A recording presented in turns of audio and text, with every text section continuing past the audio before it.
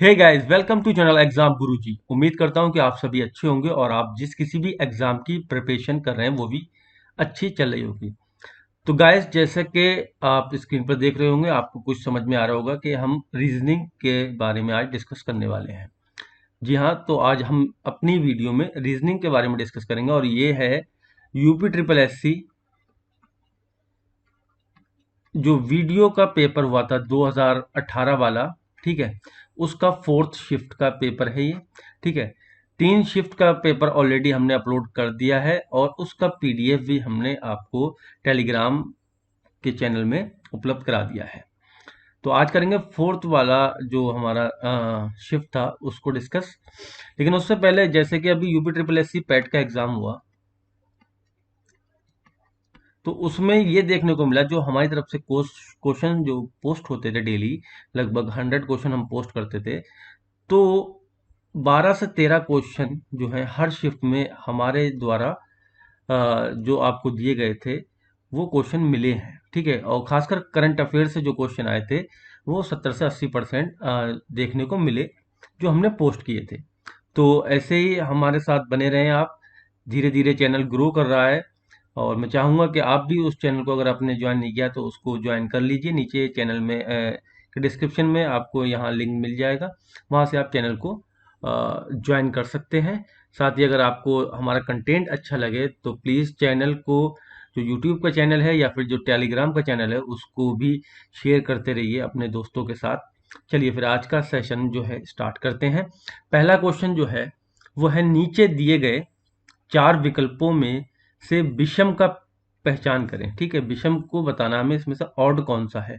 तो गैंडा, शेर, बाघ, भेड़िया, 4 ऑप्शन है हमारे पास और इसमें से जो ऑड होगा वो हमें इसमें बताना है। तो आंसर इसका होगा गैंडा। बाकी सब जो है, शेर, भेड़िया और बाघ, ये क्या है, मांसा मांसाहारी हैं और गैंडा जो है वो शाकाहारी है। ठीक है, तो यहां से ऑप्शन ए सही हो जाएगा। नेक्स्ट क्वेश्चन जो है, इसमें हमें देखना है, इन विकल्पों में से उस चित्र को चयन कीजिए जिसके साथ चित्र सी का वही संबंध है जो आकृति बी का ए के साथ है, यानी कि इनका। ठीक है, तो अगर हम ये बड़े वाले पार्ट को देखें, ठीक है, तो इसमें हमें दिख रहा है ये पंचभुज है। ठीक है, और ये क्या हुआ है, 180 डिग्री इसको घुमा दिया गया है नीचे को, या फिर हम कह सकते हैं कि इसको उल्टा कर दिया गया है। तो अगर हम ट्राइंगल को उल्टा करेंगे तो ट्राइंगल हमारा कुछ इस तरीके से दिखाई देगा। तो डेट मीन के हमको क्या करना है, एलिमिनेट करना है जो गलत वाले ऑप्शन है। तो ये तो पॉसिबल ही नहीं है, या तो बी हो सकता है या फिर डी हो सकता है। अब आगे क्या हो रहा है देखो, अगर हम देखें यहाँ पे, ये जो नीचे वाले बेस वाले या आधार वाले जो इसमें आकृति दी गई है, चित्र दिया गया है, वो आपको ऊपर देखने को मिले, यानी कि ये जो यहाँ पहुंचा, ठीक है, और ये यहाँ पहुंच गया और ये उल्टा हो गया है। ठीक है, तो इस हिसाब से हमारा सर्किल जो है वो कहाँ होना चाहिए, इस वाले पार्ट में यहाँ सर्किल होना चाहिए और ये जो है हमको उल्टा मिलना चाहिए। ठीक है,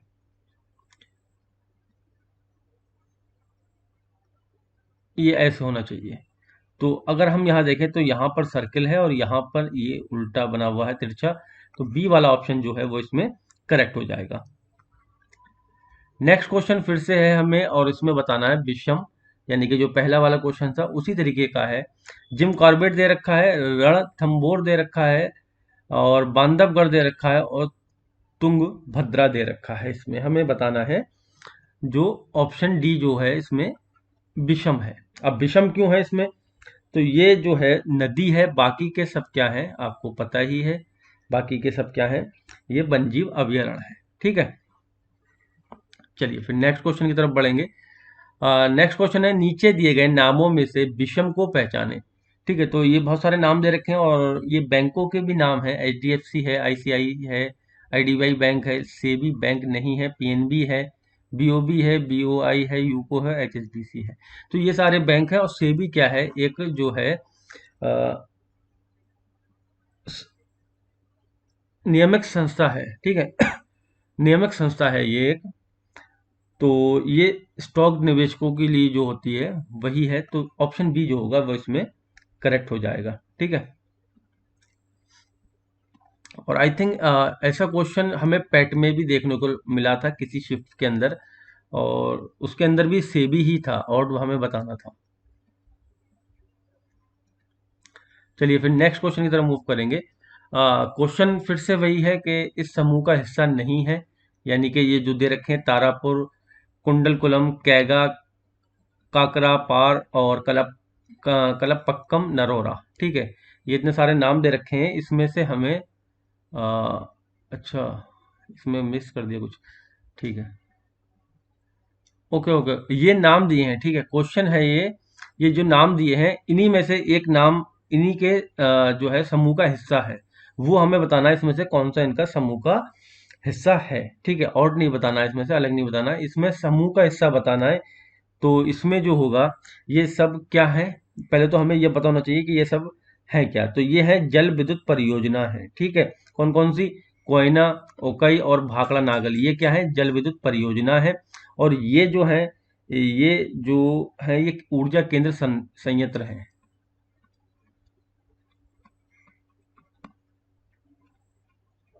ठीक है, ये ऊर्जा केंद्र संयंत्र है, तो ये रावत भाटा इसमें सही हो जाएगा, बी वाला ऑप्शन। ठीक है, नेक्स्ट क्वेश्चन है, 25 पर्यटकों का एक समूह है और उसमें 10 गुजराती बोल सकते हैं, 12 मराठी बोल सकते हैं और 5 गुजराती के साथ ही मराठी भी बोल सकते हैं। उन लोगों की संख्या हमें ज्ञात करनी है जो ना तो गुजराती और ना ही मराठी बोल सकते हैं। तो हमको क्या करना है, वेन डायग्राम से इसको सॉल्व करेंगे। तो सबसे पहले बीच वाला देखते हैं, जो 5 हैं वो गुजराती के साथ मराठी भी बोल सकते हैं, डेट मीन वो यहाँ पे आएगा। ठीक है, मान लो ये गुजराती वाला है और ये मराठी वाला है। तो 10 लोग गुजराती बोलते हैं, तो 5 हमने पहले ही ले ली 10 वाले गोले में, तो 5 इसमें रह गए। ठीक है, 5 5 10 हो गए इस गोले में। यहाँ पर मराठी जो है वो 12 बोल सकते हैं, तो 5 ऑलरेडी हैं, तो 7 यहाँ ले लेंगे, तो 7 5 12 इस गोले में भी हो गए, मराठी वाले में। टोटल अगर हम करें तो 5 5 10 और 7 17, ये टोटल 17 लोग हो रहे हैं। तो इसका मतलब 25 जो थे वो पर्यटकों के समूह थे, 17 का डेटा निकल के आया है, तो इसका मतलब 25 में से जो 17 घटाएंगे हम, बचेगा 8। ये जो लोग हैं ये ना तो गुजराती बोलते हैं या ना मराठी बोलते हैं, ये कोई और लैंग्वेज बोल सकते हैं। तो ऑप्शन जो सी होगा वो इसमें हमारा करेक्ट हो जाएगा। नेक्स्ट क्वेश्चन है 57, 38 छात्रों की एक कक्षा में 18 छात्र जो हैं क्रिकेट पसंद करते हैं, 20 छात्र फुटबॉल पसंद करते हैं, 15 चेस पसंद करते हैं, 8 छात्र क्रिकेट और चेस दोनों पसंद करते हैं, उनमें से 3 फुटबॉल भी पसंद करते हैं, 7 छात्र केवल क्रिकेट पसंद करते हैं और 6 छात्र केवल चेस पसंद करते हैं। तो हमें बताना है कितने छात्र केवल फुटबॉल पसंद करते हैं। तो इसमें भी हम क्या करेंगे, 3 सर्कल बनाएंगे और इन 3 सर्कलों में सबसे पहले हमें ढूंढना होगा जो बीच वाला है। अगर हम इस लाइन को देखें, यहाँ से स्टार्ट जो हो रही है और यहाँ तक 8 छात्र क्रिकेट और चेस पसंद करते हैं और उनमें से 3 जो हैं वो फुटबॉल भी पसंद करते हैं, यानी कि 3 लोग ऐसे हैं जो क्रिकेट, चेस और फुटबॉल तीनों पसंद करते हैं। तो तीनों वाला कौन सा पार्ट है, ये वाला पार्ट है। ठीक है, अब इसके बाद 5 जो रह गए वो क्या करते हैं, क्रिकेट और चेस। ठीक है, तो हम यहाँ पर मेंशन कर लेते हैं, इसको लिख देते हैं चेस, इसको लिख देते हैं क्रिकेट, और ये हो गया हमारा फुटबॉल। ठीक है, तो अभी हमने क्या निकाला, 5 छात्र जो हैं वो क्रिकेट और चेस दोनों पसंद करते हैं, तो क्रिकेट का ये वाला है और चेस का ये वाला है, तो इसका मतलब 5 कहाँ आएंगे, यहाँ पे आ जाएंगे।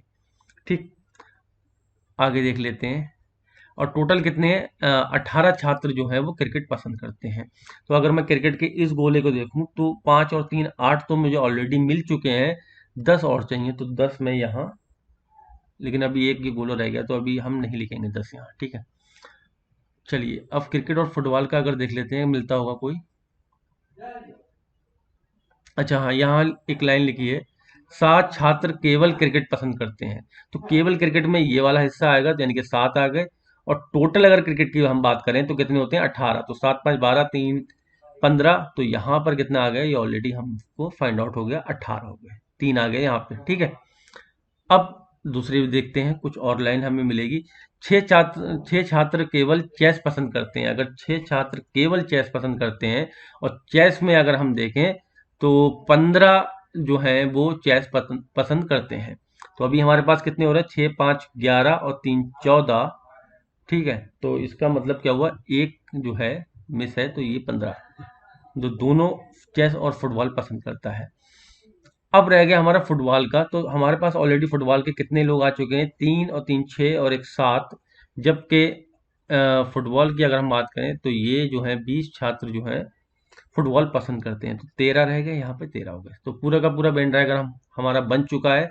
अब हमसे जो क्वेश्चन पूछेगा हम उसको बता देंगे। हमसे पूछा है उसने, कितने छात्र केवल फुटबॉल खेलते हैं, तो केवल फुटबॉल खेलने वाले छात्र भैया ये वाला पोर्शन यानी कि 13, आंसर इसका करेक्ट हो जाएगा बी वाला। ठीक है, चलिए फिर आगे बढ़ते हैं।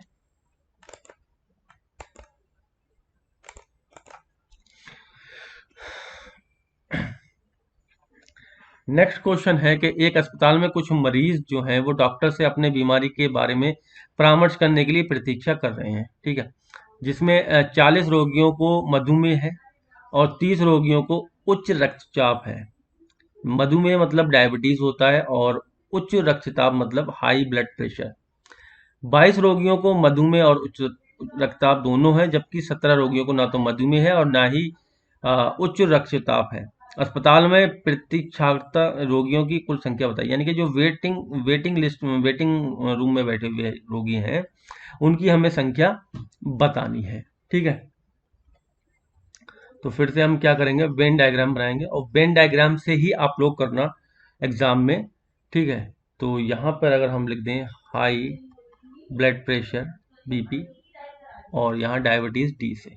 ठीक है, तो 22 रोगी जो हैं वो मधुमेह और उच्च रक्तचाप से यानी कि हाई ब्लड प्रेशर से हैं। तो अगर मैं यहाँ पर ये 22 लिख देता हूँ क्योंकि बीच में है। टोटल अगर हम डायबिटीज की बात करें तो डायबिटीज में 40 जो है वो हमारे रोगी हैं। तो अब यहाँ कितने बचे डायबिटीज में, 18 बचे। 30 रोगी जो है वो हाई ब्लड प्रेशर के हैं, तो डेट मीन यहाँ पर कितने बचे, 8 बच गया। ठीक है, अगर मैं इसको काउंट कर लूँ तो 22 और 8 30 और ये कितना हो गया 48। 48 तो ये रोगी हैं जो ब्लड प्रेशर और डायबिटीज के हैं। बाकी अगर हम यहाँ पर देखें तो 17 ऐसे हैं जो ना तो डायबिटीज है उनको, ना ही हाई ब्लड प्रेशर है, कोई और समस्या है उनको, तो वो भी हम जोड़ देंगे। 8 7 15, 1 4 1 5 1 6, तो 65 रोगी वहां पर बैठे हुए हैं जो वेटिंग रूम में है बना हुआ उसके अंदर। तो बी वाला ऑप्शन इसमें करेक्ट हो जाएगा। नेक्स्ट क्वेश्चन है कि एक संगीत कक्षा में 12 छात्र बांसुरी बजा सकते हैं, 11 गिटार बजा सकते हैं, 10 वायलिन बजा सकते हैं। 6 छात्र बांसुरी के साथ ही गिटार भी बजा सकते हैं और उनमें से 3 छात्र वायलिन भी बजा सकते हैं। 3 छात्र केवल गिटार और 4 छात्र केवल वायलिन बजा सकते हैं। तो इसमें हम बताना है हमें कि कितने छात्र केवल बांसुरी बजा सकते हैं। तो इसको भी हम क्या करेंगे, वेन डायग्राम से करेंगे। पहले तो सबसे पहला काम होगा हमारा कि एक 3 बड़े बड़े गोले बना लो। ठीक है, अब गोले बनाने के बाद इनका नाम भी दे दो। ये गिटार मान लो और ये हो गया हमारा बांसुरी और नीचे वाला जो हो गया वो हो गया हमारा वायलिन। ठीक है, तो हमको क्या करना है, जो बीच वाला है सबसे पहले उसी को पकड़ना होता है गाइस। तो बीच वाले के लिए लाइन अगर हम देखें तो 6 छात्र, यहाँ से देखें 6 छात्र बांसुरी के साथ गिटार भी बजा सकते हैं और उनमें से 3 जो हैं वो वायलिन भी बजा सकते हैं, यानी कि 3 छात्र जो हैं वो तीनों काम कर सकते हैं। तो यहाँ पर हमने लिख दिया 3। बाकी जो 3 बचे वो क्या कर सकते हैं, बांसुरी और गिटार, यानी कि बांसुरी और गिटार वो 3 यहाँ आ गया। तो टोटल हो गए 6 छात्र, जो बांसुरी और गिटार यानी कि ये वाला भी आ रहा है देखो पोर्शन, और इस वाला बांसुरी वाले पोर्शन में भी आ रहा है 6 छात्र। ठीक, तो यहाँ से हमें ये फाइंड आउट हो गया। इसके बाद अगर कुछ देखें तो 3 छात्र जो हैं वो केवल गिटार बजा सकते हैं। तो यहाँ लिख दो 3 छात्र जो हैं वो केवल गिटार बजा सकते हैं। अगर हम गिटार की ही बात कर लें तो 11 छात्र जो है ऐसे वो गिटार बजा सकते हैं और हमारे पास अभी कितने छात्र आ चुके हैं, 3 3 9, यानी कि 2 छात्र कम है, तो 2 छात्र यहाँ लिख दो। ठीक है, चलो फिर आगे बढ़ते हैं किसी और लाइन पे। 4 छात्र जो हैं वो केवल वायलिन बजा सकते हैं, तो 4 छात्र हमने यहाँ लिख दिए। और अगर टोटल वायलिन की बात करें तो 10 छात्र ऐसे हैं जो वायलिन बजा सकते हैं। हमारे पास अभी कितने हैं, 4 2 6 और 6 3 9, यानी कि एक की कमी रहेगी, तो एक यहाँ लिख दो। कोई दिक्कत यहाँ तक? ठीक है। अब जो बांसुरी की बात है, तो बांसुरी में 12 छात्र हैं, लेकिन अभी हमारे पास कितने हैं? 3 3 6 और एक 7, यानी कि 5 छात्र अभी भी कम है, तो हमने 5 यहाँ लिख दिया। अब हमसे पूछा भी यही था कि बांसुरी में कितने लोग बजा सकते हैं बांसुरी को, तो 5 हमारा बी वाला ऑप्शन करेक्ट हो गया। अगला क्वेश्चन है, नीचे दिए गई आकृतियों में आयतों की कुल संख्या कितनी है, ये हमें इसमें देख के बतानी है। तो आकृतियों की इसमें कुल संख्या 3 होगी। ठीक है, एक तो हमारा, अगर हम नाम दे दें इनको, मान लो कलर चेंज करता हूं, एच ए बी सी, इसको बोलो डी ई एफ और ये जी। तो अब कौन कौन सी आयत होंगी हमारी इसमें? एक तो ए सी डी एफ हो जाएगी, यानी कि ये ए सी डी एफ, ये बड़ी वाली। ठीक है, दूसरी कौन सी हो जाएगी? बी सी और D E, B C D E. ठीक है, और तीसरी कौन सी हो जाएगी हमारे पास? A B E F, A B E F, ये वाली हो जाएगी। ठीक है, तो एक, दो और एक बड़ी वाली, 3 हो जाएंगी ये। तो हमारा आंसर हो जाएगा बी वाला। अच्छा, इसमें यहाँ पर हमें त्रिकोणों की कुल संख्या बतानी है, यानी कि इसमें त्रिभुज जो है वो कितने हैं, ये हमें बताने हैं। तो 16 त्रिभुज हैं, ये आप काउंट कर लेना। ठीक है, इसमें काउंटिंग ही होगी। फार्मूले तो अक्सर पहली बात तो प्रेशर में भूल भी जाते हैं, और फिर हर तरीके के पता नहीं कितने पैटर्न बन जाते हैं, तो फार्मूले भी लग नहीं पाते। तो सबसे बेस्ट है कि आप इसको लिख के, नाम इनका लिख के, ठीक है, जैसे मैं अगर इनका नाम करूं, तो क्या नाम, इनका नाम कर देते हैं। इसको ए लिख दो, ये बी हो गया, ये सी हो गया, फिर डी ई एफ और जी। अब यहाँ से आप बारी बारी सबको लिख लें तो बेटर रहेगा। ठीक है, नेक्स्ट क्वेश्चन है पासे से। एक मानक पासा है, और जिस मानक पासा वह होता है जिसमें विरुद्ध पृष्ठों के अंक का योग जो है वो 7 होता है। ये कह रहे हैं कि मानक पासा कौन सा होता है जिसका अपोजिट जो है, अगर हम सम करें तो 7 आएगा। नीचे दी गई आकृतियों में से किसे अगर मोड़ा जाए तो एक मानक पासा बन सकता है। ठीक है, तो अगर हम देखें तो 2 से 5 7 बनेगा, और 6 से 4 ये 10 बन रहा है। ठीक है, तो पॉसिबल नहीं है।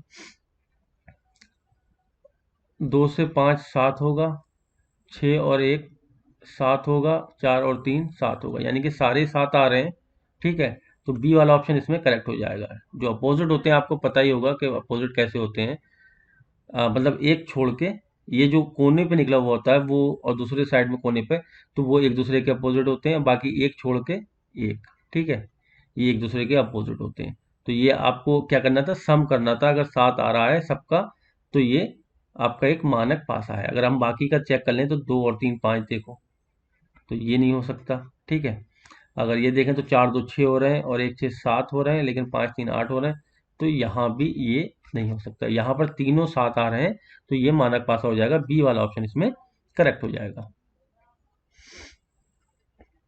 63 नंबर है कि सुमन को ड्राइविंग करना पसंद है। एक दिन वह अपने घर से जल्दी निकली और 8 किलोमीटर पूरब की दिशा की ओर चली गई। ठीक है, फिर क्या हुआ? फिर 90 डिग्री घड़ी की सुई के विरुद्ध, यानी कि एंटी क्लॉकवाइज वो मुड़ी, और एक झील तक पहुंचने के लिए 15 किलोमीटर तक गाड़ी चलाई। उसके घर से झील तक की लघुत्तम दूरी जो है वो कितनी है, ये हमको बताना है। तो मान लो कि आप ही सुमन है, और दिशाएं तो आपको पता ही होंगी। ये पूरब होता है, ये पश्चिम होता है, ये दक्षिण होता है, और ये उत्तर होता है। ठीक है, तो हमेशा ध्यान रखना, ऊपर उत्तर होगा, नीचे दक्षिण, और साइडों में। ठीक है, इसको तो मान लो सुमन है, तो पूरब है तो इधर को चला दो इन्हें। 8 किलोमीटर चल गई हैं यहाँ पर। अब वो 90 डिग्री जो है वो, तो 8 किलोमीटर हम चलने के बाद वो क्या हुई? एंटी क्लॉक वाइज घूम गई। अब तुमको पता है ये एक घड़ी है, तो घड़ी की सुई ऐसी तो चलती है, तो अब ये क्या है? एंटी क्लॉक है। ठीक है, सुई के विरुद्ध, यानी कि अब ये कैसे घूमी? ऐसे घूमी।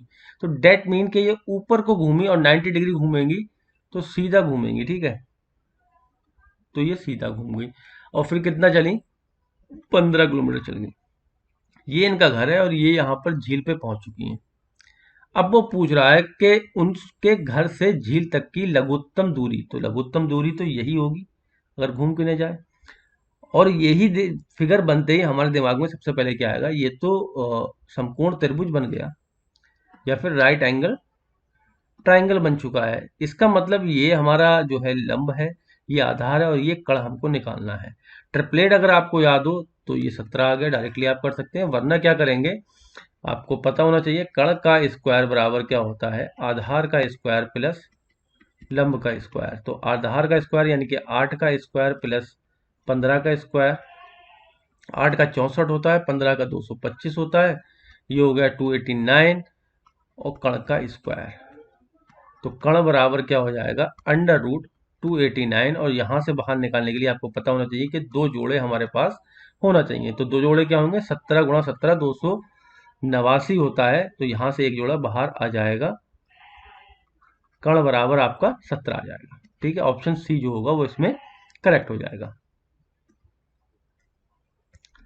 चलिए नेक्स्ट क्वेश्चन जो है वो हमारा दीपक, फिर से डायरेक्शन का क्वेश्चन है। और इसमें आई थिंक मुझे पता नहीं ये किस तरीके से है, अगर पेपर जिन्होंने दिया उन्हें पता होगा। तो जो क्वेश्चन एक ही पैटर्न के क्वेश्चन एक ही साथ आ रहे हैं, आपको मिक्सअप करके नहीं दिए गए क्वेश्चन। ये टेक्स्ट बुक से मैंने पीडीएफ डाउनलोड की थी और मैंने और भी बुक हैं जो उसमें पढ़ा था, तो उसमें ऐसा ही था। मतलब जो पैटर्न है तो एक ही पैटर्न के दो दो तीन तीन क्वेश्चन एक ही साथ दे रखे थे। पता नहीं ये ऐसा ही था या फिर इन लोगों ने किया ये। चलिए आगे बढ़ेंगे।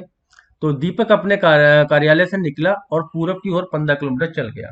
ठीक है, तो दीपक जब चला है तो उसको चलवा दो भैया। कितना चला है, 5 किलोमीटर पूरब की ओर चल गया दीपक। फिर वह बाईं ओर मुड़ गया। अब डायरेक्शन में मैं आपको हमेशा बताता हूँ कि आप अपने आप को समझ लो। अगर आप चल रहे हैं और इस साइड में चल रहे हैं तो आपका बायां किधर होगा, ठीक है, तो बायां होगा आपका ऊपर को। और अपने घर तक पहुंचने के लिए 12 किलोमीटर चला। ठीक है, मान लो ये है 12 किलोमीटर चल गया। मदन, ये दीपक की बात चल रही है, दीपक यहाँ आ गया।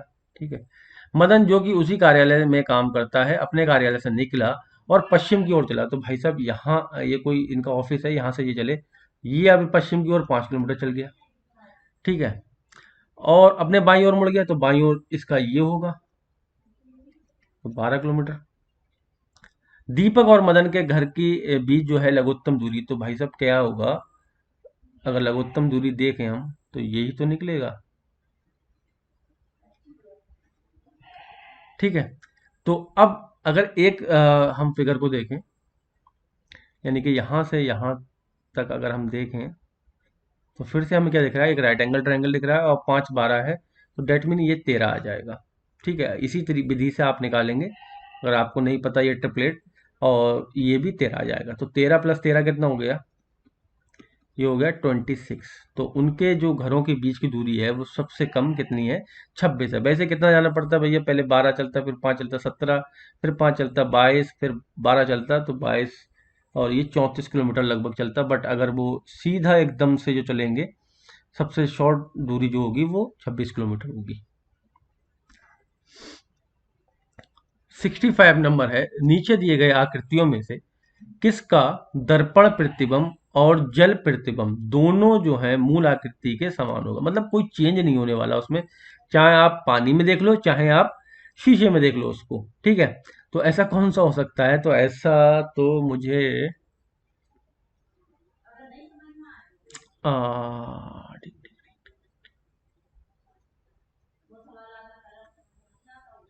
डी और डी, यही लग रहा है, डी वाला। ठीक, यही होगा, डी वाला ऑप्शन होगा।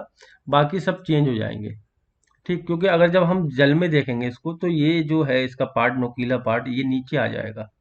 ठीक है, बट इसके दोनों साइड में नुकीला दे रखा है तो वो एक ही सा लगेगा, और यहाँ पर जो कोने हैं वो भी सब एक से लगेंगे। ठीक है, बाकी सब चेंज हो जाएंगे।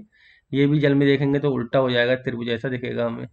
ठीक है, सेम नहीं दिखेगा, बट इस पर कोई फर्क नहीं पड़ेगा। चलिए आगे बढ़ेंगे। और क्वेश्चन है, नीचे दिए गए कागज पर सामने की ओर अंक चिन्हित किए गए हैं और पीछे कुछ भी लिखा गया नहीं है। उस कागज के अंक के बाहर की ओर दिखाई दे इस रूप में मुड़कर पासा बनाया गया है। ठीक है, एक पासा बना दिया इन्होंने और नीचे दिए गए विकल्पों में से कौन सा पासे का सटीक रूप से प्रदर्शित करता है, ये हमको बताना है। अच्छा, चलिए ठीक। तो गाइज यहाँ पर हम देख सकते हैं कि जो इसका अपोजिट रूप होगा वो ये होगा, यानी कि 4 के सामने मैंने अभी आपको बताया कि ये अपोजिट ये होता है। ठीक है, 4 के सामने 2 होगा और 1 के सामने 5 होगा और 3 के सामने 6 होगा। जो कोने निकले हुए होते हैं वो एक दूसरे के होते हैं। ठीक है, बाकी एक चीज़ मुझे थोड़ी सी इसमें गड़बड़ लग रही है, यहाँ पर पासे का सटीक रूप प्रदर्शित नहीं लिखा होगा, नहीं करता है। ठीक है, क्योंकि अब अगर हम देखें तो देखो, एक ये आ गया, ठीक है, 2 आ गया और 6 आ गया, यानी कि तीनों साइडों का एक एक ले लिया तो ये भी पॉसिबल है। फिर 4 आ गया, 5 आ गया और 6 आ गया तो ये भी पॉसिबल है। 5 आ गया, 4 आ गया और 6 आ गया तो सी वाला भी पॉसिबल है। बट इसमें डी वाला 3 5 6 जो दे रखा है, तो 3 और 6 एक साथ नहीं होंगे, मतलब नहीं दिख रहे होंगे। 3 जो है 6 के अपोजिट में होगा तो 3 छुपा हुआ होगा, नीचे होगा, तो डी वाला इसमें करेक्ट हो जाएगा। डी वाला इसमें जो है इसकी कंडीशन को फुलफिल नहीं करता है, तो आंसर इसका डी वाला होना चाहिए। ठीक है, चलिए आगे बढ़ते हैं। यदि बाहरी आकृति को घड़ी की सुई के अनुसार 270 डिग्री से और अंतरस्थ आकृति को घड़ी की सुई के विरुद्ध 270 डिग्री से घुमाया जाता है, तो नीचे दी गई आकृतियों में से कौन सी आकृति मूल आकृति के समान होगी, ये हमें बताना है। तो एक तरीके से जो हमने लास्ट क्वेश्चन किया था पानी वाला और मिरर वाला, वो वैसा ही है।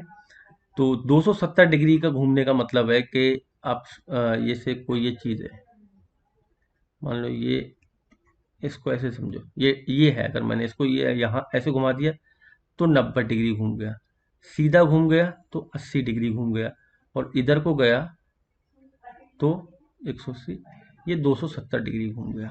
ठीक, क्लियर। अब 270 डिग्री अगर मैं घुमाता हूं इसको और वो समान भी दिखना चाहिए, ठीक है।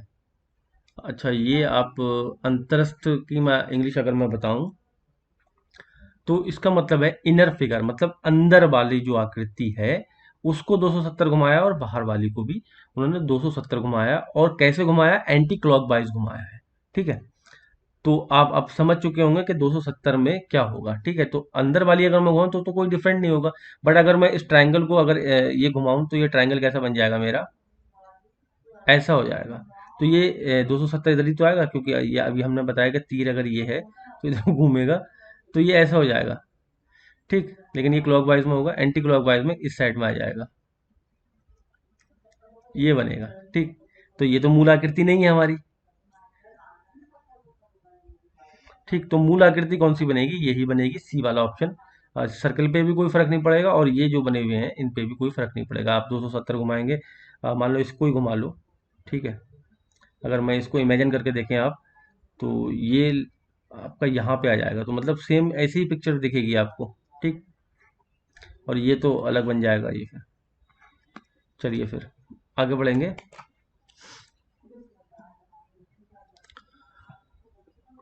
अच्छा, ओके।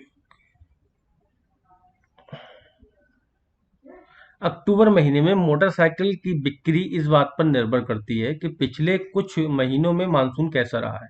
ठीक है, मतलब जो हमारी मोटरसाइकिलें बिक रही हैं अक्टूबर के महीने में, तो उससे ये पता लगेगा कि मानसून हमारा कैसा रहा है। अगर ज़्यादा बिक रही है तो इसका मतलब मानसून अच्छा रहा है, और कम बिक रही है तो मानसून मतलब खराब रहा है।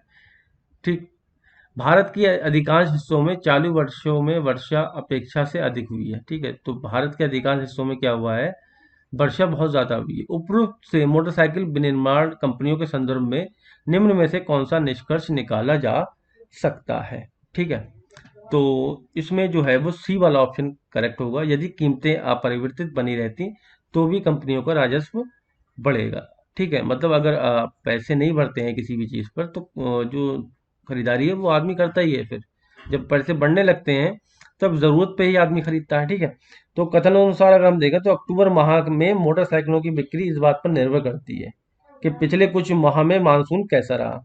इससे ये भी हम कह सकते हैं कि पिछले कुछ माह में वर्षा कैसी हुई है, क्योंकि भारत एक प्रधान देश है, ये हम सबको पता है। ठीक है, और यहाँ की कृषि मानसून पर ही निर्भर है। अच्छे मानसून के कारण वर्षा अधिक होगी तो फसलों का उत्पादन बढ़ेगा, जिससे लोगों की आमदनी बढ़ेगी।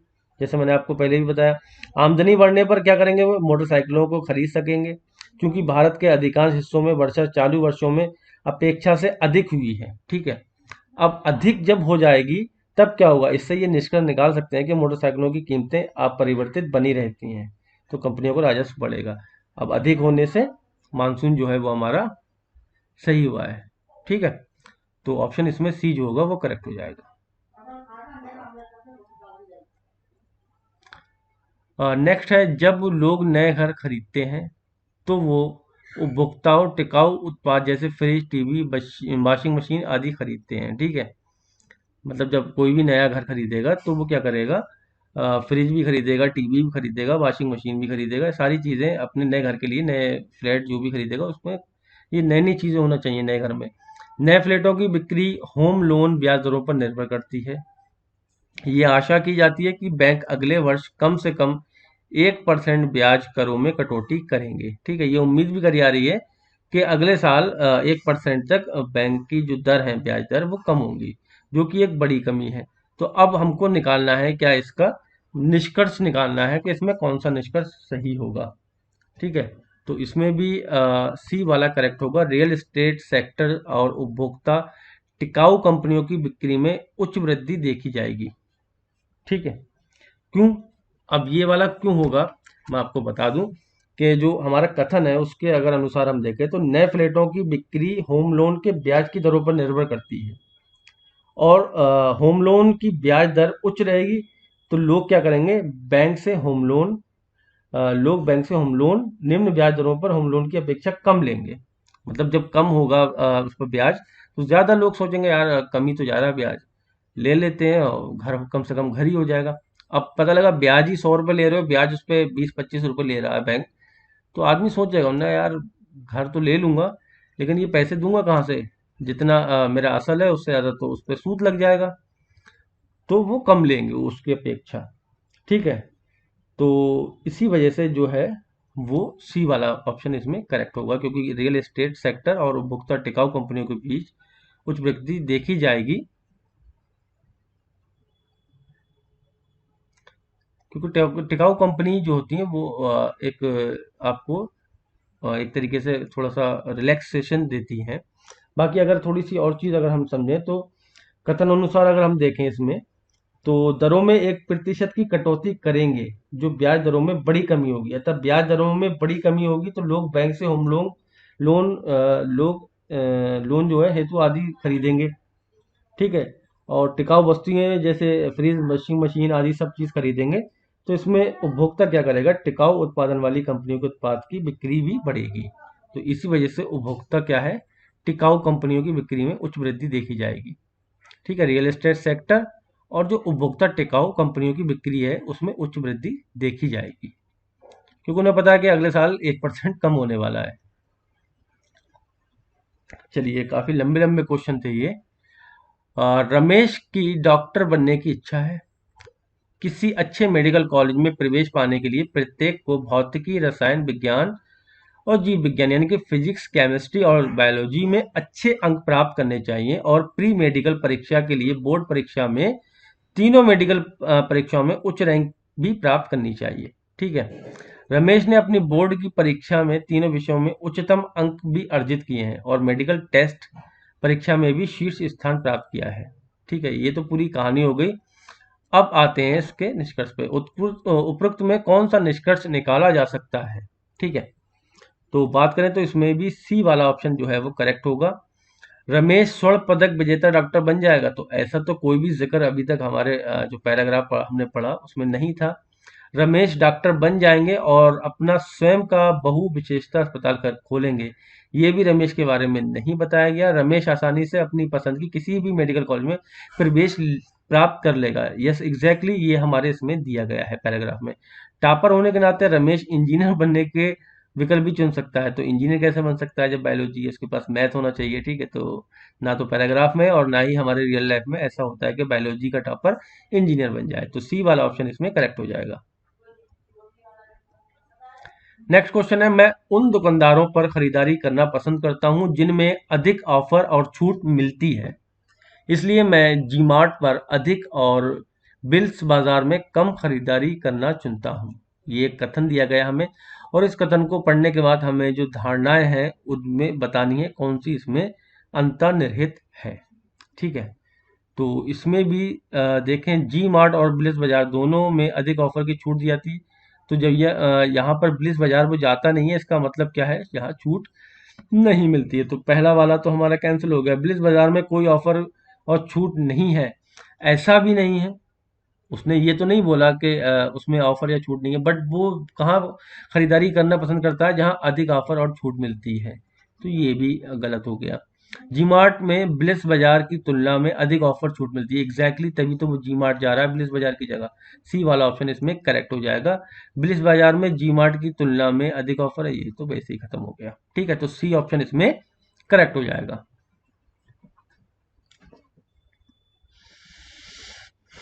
72 क्वेश्चन है कि मधुमेह यानी कि डायबिटीज होने के कारण डॉक्टर ने मुझे कम चीनी का उपभोग करने की सलाह दी है, इसलिए मैं आइसक्रीम कम खा रहा हूँ, ठीक है। जो आइसक्रीम है वो कम उसने कर दी है। तो ये तो हो गया पूरा उनका कथन। अब इसके जो धारणाएं हैं वो हमें बतानी है कौन सा अंतर्निहित है। तो धारणाओं की अगर हम बात करें तो आइसक्रीम में कम चीनी होती है और आइसक्रीम खाने से मधुमेह के प्रभाव को कम करने में मदद मिलती है। अगर ऐसा होता तो वो आइसक्रीम कम क्यों खाता, ज़्यादा खाता, तो ये गलत हो गया। आइसक्रीम खाने से शरीर में चीनी का स्तर कम हो जाता है और जो मधुमेह को बढ़ाता है। चीनी का स्तर बढ़ जाता है, कम नहीं होता। आइसक्रीम में चीनी होती है, इसलिए कम आइसक्रीम उपभोग करने से चीनी का सेवन कम हो जाता है, यानी कि सी वाला ऑप्शन इसमें सही होगा। और ये चीनी नहीं, डायबिटीज होगा। शुगर को इसने शायद कन्वर्ट, ये गूगल कन्वर्ट हुआ होगा तो शुगर को चीनी लिख दिया, ठीक है। नेक्स्ट क्वेश्चन है, एक रिटेल स्टोर है और स्टोर में अधिक ग्राहकों को आकर्षित करके उच्च बिक्री का लक्ष्य रखा रहा है। उन्होंने गतिविधियों और प्रचार पर अपने विपणन बजट को बढ़ा दिया, ठीक। इंग्लिश में अगर देखें, retail store is targeting higher sale by attracting more customer to the store. They have step up their marketing budget on activities and promotion, ठीक है। तो उन्होंने क्या करा, प्रमोशन और एक्टिविटी के लिए उन्होंने अपने बजट को बढ़ा दिया है। अब ये हमारा कथन है, इसमें हमें धारणाएं चेक करनी है कि कौन सी धारणा इसमें सही होगी। उच्च विपणन खर्च कर्मचारियों की प्रेरणा और दक्षता को बढ़ा देगा। कर्मचारियों की तो नहीं बढ़ाएगा, लेकिन कस्टमर को बढ़ा के लेके आएगा, ठीक है। तो ये गलत हो गया। गतिविधियों और प्रचार से स्टोर में आने वाली की संख्या बढ़ेगी और अधिक ग्राहकों से तात्पर्य अधिक खरीदारी और अधिक व्यवसाय होगा। तो यही इसका आंसर होगा। अगर आप पैराग्राफ नहीं भी पढ़ेंगे और ज़्यादा मतलब सोचेंगे भी नहीं, तब भी आपको यही लगेगा कि भैया जब ज़्यादा ग्राहक आएंगे तो ज़्यादा व्यापार होगा, ठीक है। तो और ज़्यादा पढ़ने की जरूरत नहीं है, बी ऑप्शन इसमें करेक्ट है। चलिए फिर 74 क्वेश्चन है और हमें ऐसा क्या है, उस विकल्प को चयन करें जो तीसरे शब्द से उसी प्रकार संबंधित है जैसा कि दूसरा शब्द पहले शब्द से। यानी कि बुक को हम क्या करते हैं, रीड ही तो करते हैं, ठीक है। तो स्पीच को हम क्या करेंगे, सोचें आप। स्पीच को हम लिसन ही तो करेंगे, सुनेंगे ही तो, ठीक है। तो ऑप्शन सी इसमें करेक्ट हो गया। किसी भाषा में यदि वेटर को इन्होंने ये लिख दिया और ड्रीम को ये लिख दिया, तो टाइगर को कैसे लिखना है ये हमको बताना है, ठीक है। तो अगर सबसे पहले तो अगर आप ज़्यादा इसमें वो हो, कंफ्यूजन होता हो आपको, तो आप क्या करें, इसको ऊपर नीचे लिख लिया करें कोडिंग को, तो इजीली समझ में आता है। तो अगर हम देखें तो डब्ल्यू के बाद क्या आता है, डब्ल्यू के बाद एक्स ही आता है। यहाँ पर बी आता है, ठीक है। तो यहाँ पर क्या होगा, टी यू वी दो का गैप हो गया, ई एफ जी एच तीन का गैप हो गया और R S T U V चार का गैप, यानी कि यहाँ कोई गैप नहीं है। तुरंत अगला वर्ड आया है, फिर एक का गैप है, फिर दो का गैप है, फिर 3 का गैप है, फिर 4 का गैप है। तो बस वही हमको यहाँ भी करना है टाइगर में। टी के बाद क्या आता है? T U. ठीक है, फिर हमको एक का गैप लेना है, यानी कि आई जे को छोड़ देना है, आई जे के ले लेना है। यहाँ पर हमें दो छोड़ना है, यानी कि जी के बाद क्या आएगा? H I. तो यहाँ क्या हो जाएगा? यू के जे। ठीक है, अब यहाँ क्या करना है हमें? 3 हटा देना है, यानी कि ई के बाद एफ जी एच हटा दो और आई लिख दो। यहाँ पर 4 हटा दो, यानी कि आर डब्ल्यू लिख दो। ठीक है, R S T U V. तो अब क्या मिल गया? वहाँ कोड जो है वो है यू के जे आई डब्ल्यू, यू के जे आई डब्ल्यू, यानी कि फोर्थ वाला ऑप्शन इसमें करेक्ट हो जाएगा। तो गाइज आधे क्वेश्चन हम कर चुके हैं। 50 क्वेश्चन थे, 25 हो चुके हैं और लगभग 40 मिनट की वीडियो भी हो चुकी है। तो एंड तक बने रहें, काफ़ी आपको इससे मदद मिलने वाली है आपके एग्जाम में। नेक्स्ट क्वेश्चन है हमारा, डायरेक्टर को उन्होंने क्या लिख दिया? ये कोड में लिख दिया और प्रोड्यूसर को ये लिख दिया। अब हमें क्या करना है इसमें? उसी भाषा में कस्टमर को क्या लिख सकते हैं ये हमें बताना है। तो अभी हमें क्या करना है? यहाँ पर हम लिख देते हैं बड़े सुंदर शब्दों में डायरेक्टर, और उसके नीचे इनका कोड लिख लेते हैं ताकि हम समझ पाएं और डिकोड कर पाएं कि इन्होंने किस तरीके से इसको कोड किया है। ठीक है, तो थोड़ा सा जटिल है ये। अगर हम यहाँ देखें, सी से डी, ठीक, और आई से एच एक छोड़ दिया, और S T U P Q R Q, यानी कि C D H I Q R. ठीक, 3 तो ये हो गए।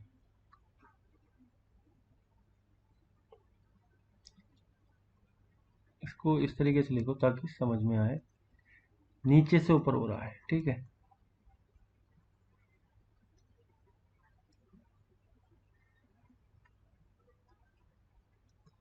ठीक है। तो अगर मैं अपना कस्टमर लिख लेते हैं यहाँ पर, साथ ही साथ इसको डिकोड करते चलते हैं। कस्टमर, ठीक है। तो इसका मतलब यहाँ कुछ और होगा और यहाँ पर बी होना चाहिए, फिर एक छोड़ने के बाद टी होना चाहिए। ठीक है, फिर एक छोड़ने के बाद एस है, तो यहाँ आर एस, यहाँ एस होना चाहिए। तो ऐसा कोई ऑप्शन है? बी यहाँ नहीं है, ये नहीं होगा, ये हो सकता है, और ये भी नहीं होगा, ये हो सकता है। अब बी, बी के बाद टी है और टी के बाद आर है, सही है, बी टी, और यहाँ एम पी है। ठीक है, तो ये नहीं होगा, तो बी वाला इसमें ऑप्शन जो है करेक्ट हो जाएगा। ठीक है, आगे जाने की ज़रूरत नहीं है, इतने में ही हमने इसको डिकोड कर लिया। ठीक है, अगर आपको आंसर मिल जाता है तो वेल एंड गुड। बाकी अगर हम यहाँ डिस्कस कर रहे हैं तो पूरा डिकोड करेंगे इसको, किस तरीके से ये डिकोड हुआ है।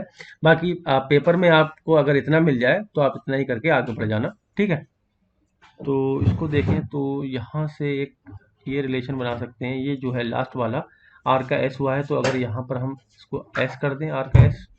ठीक है, और कौन हो सकता है पास में? सी का डी हुआ है। ठीक है, सी का डी हुआ है, यानी कि 1 2 3 4, 4 का सेकंड लास्ट, यानी कि ओ का पी होगा। ठीक है, एक यहाँ होगा,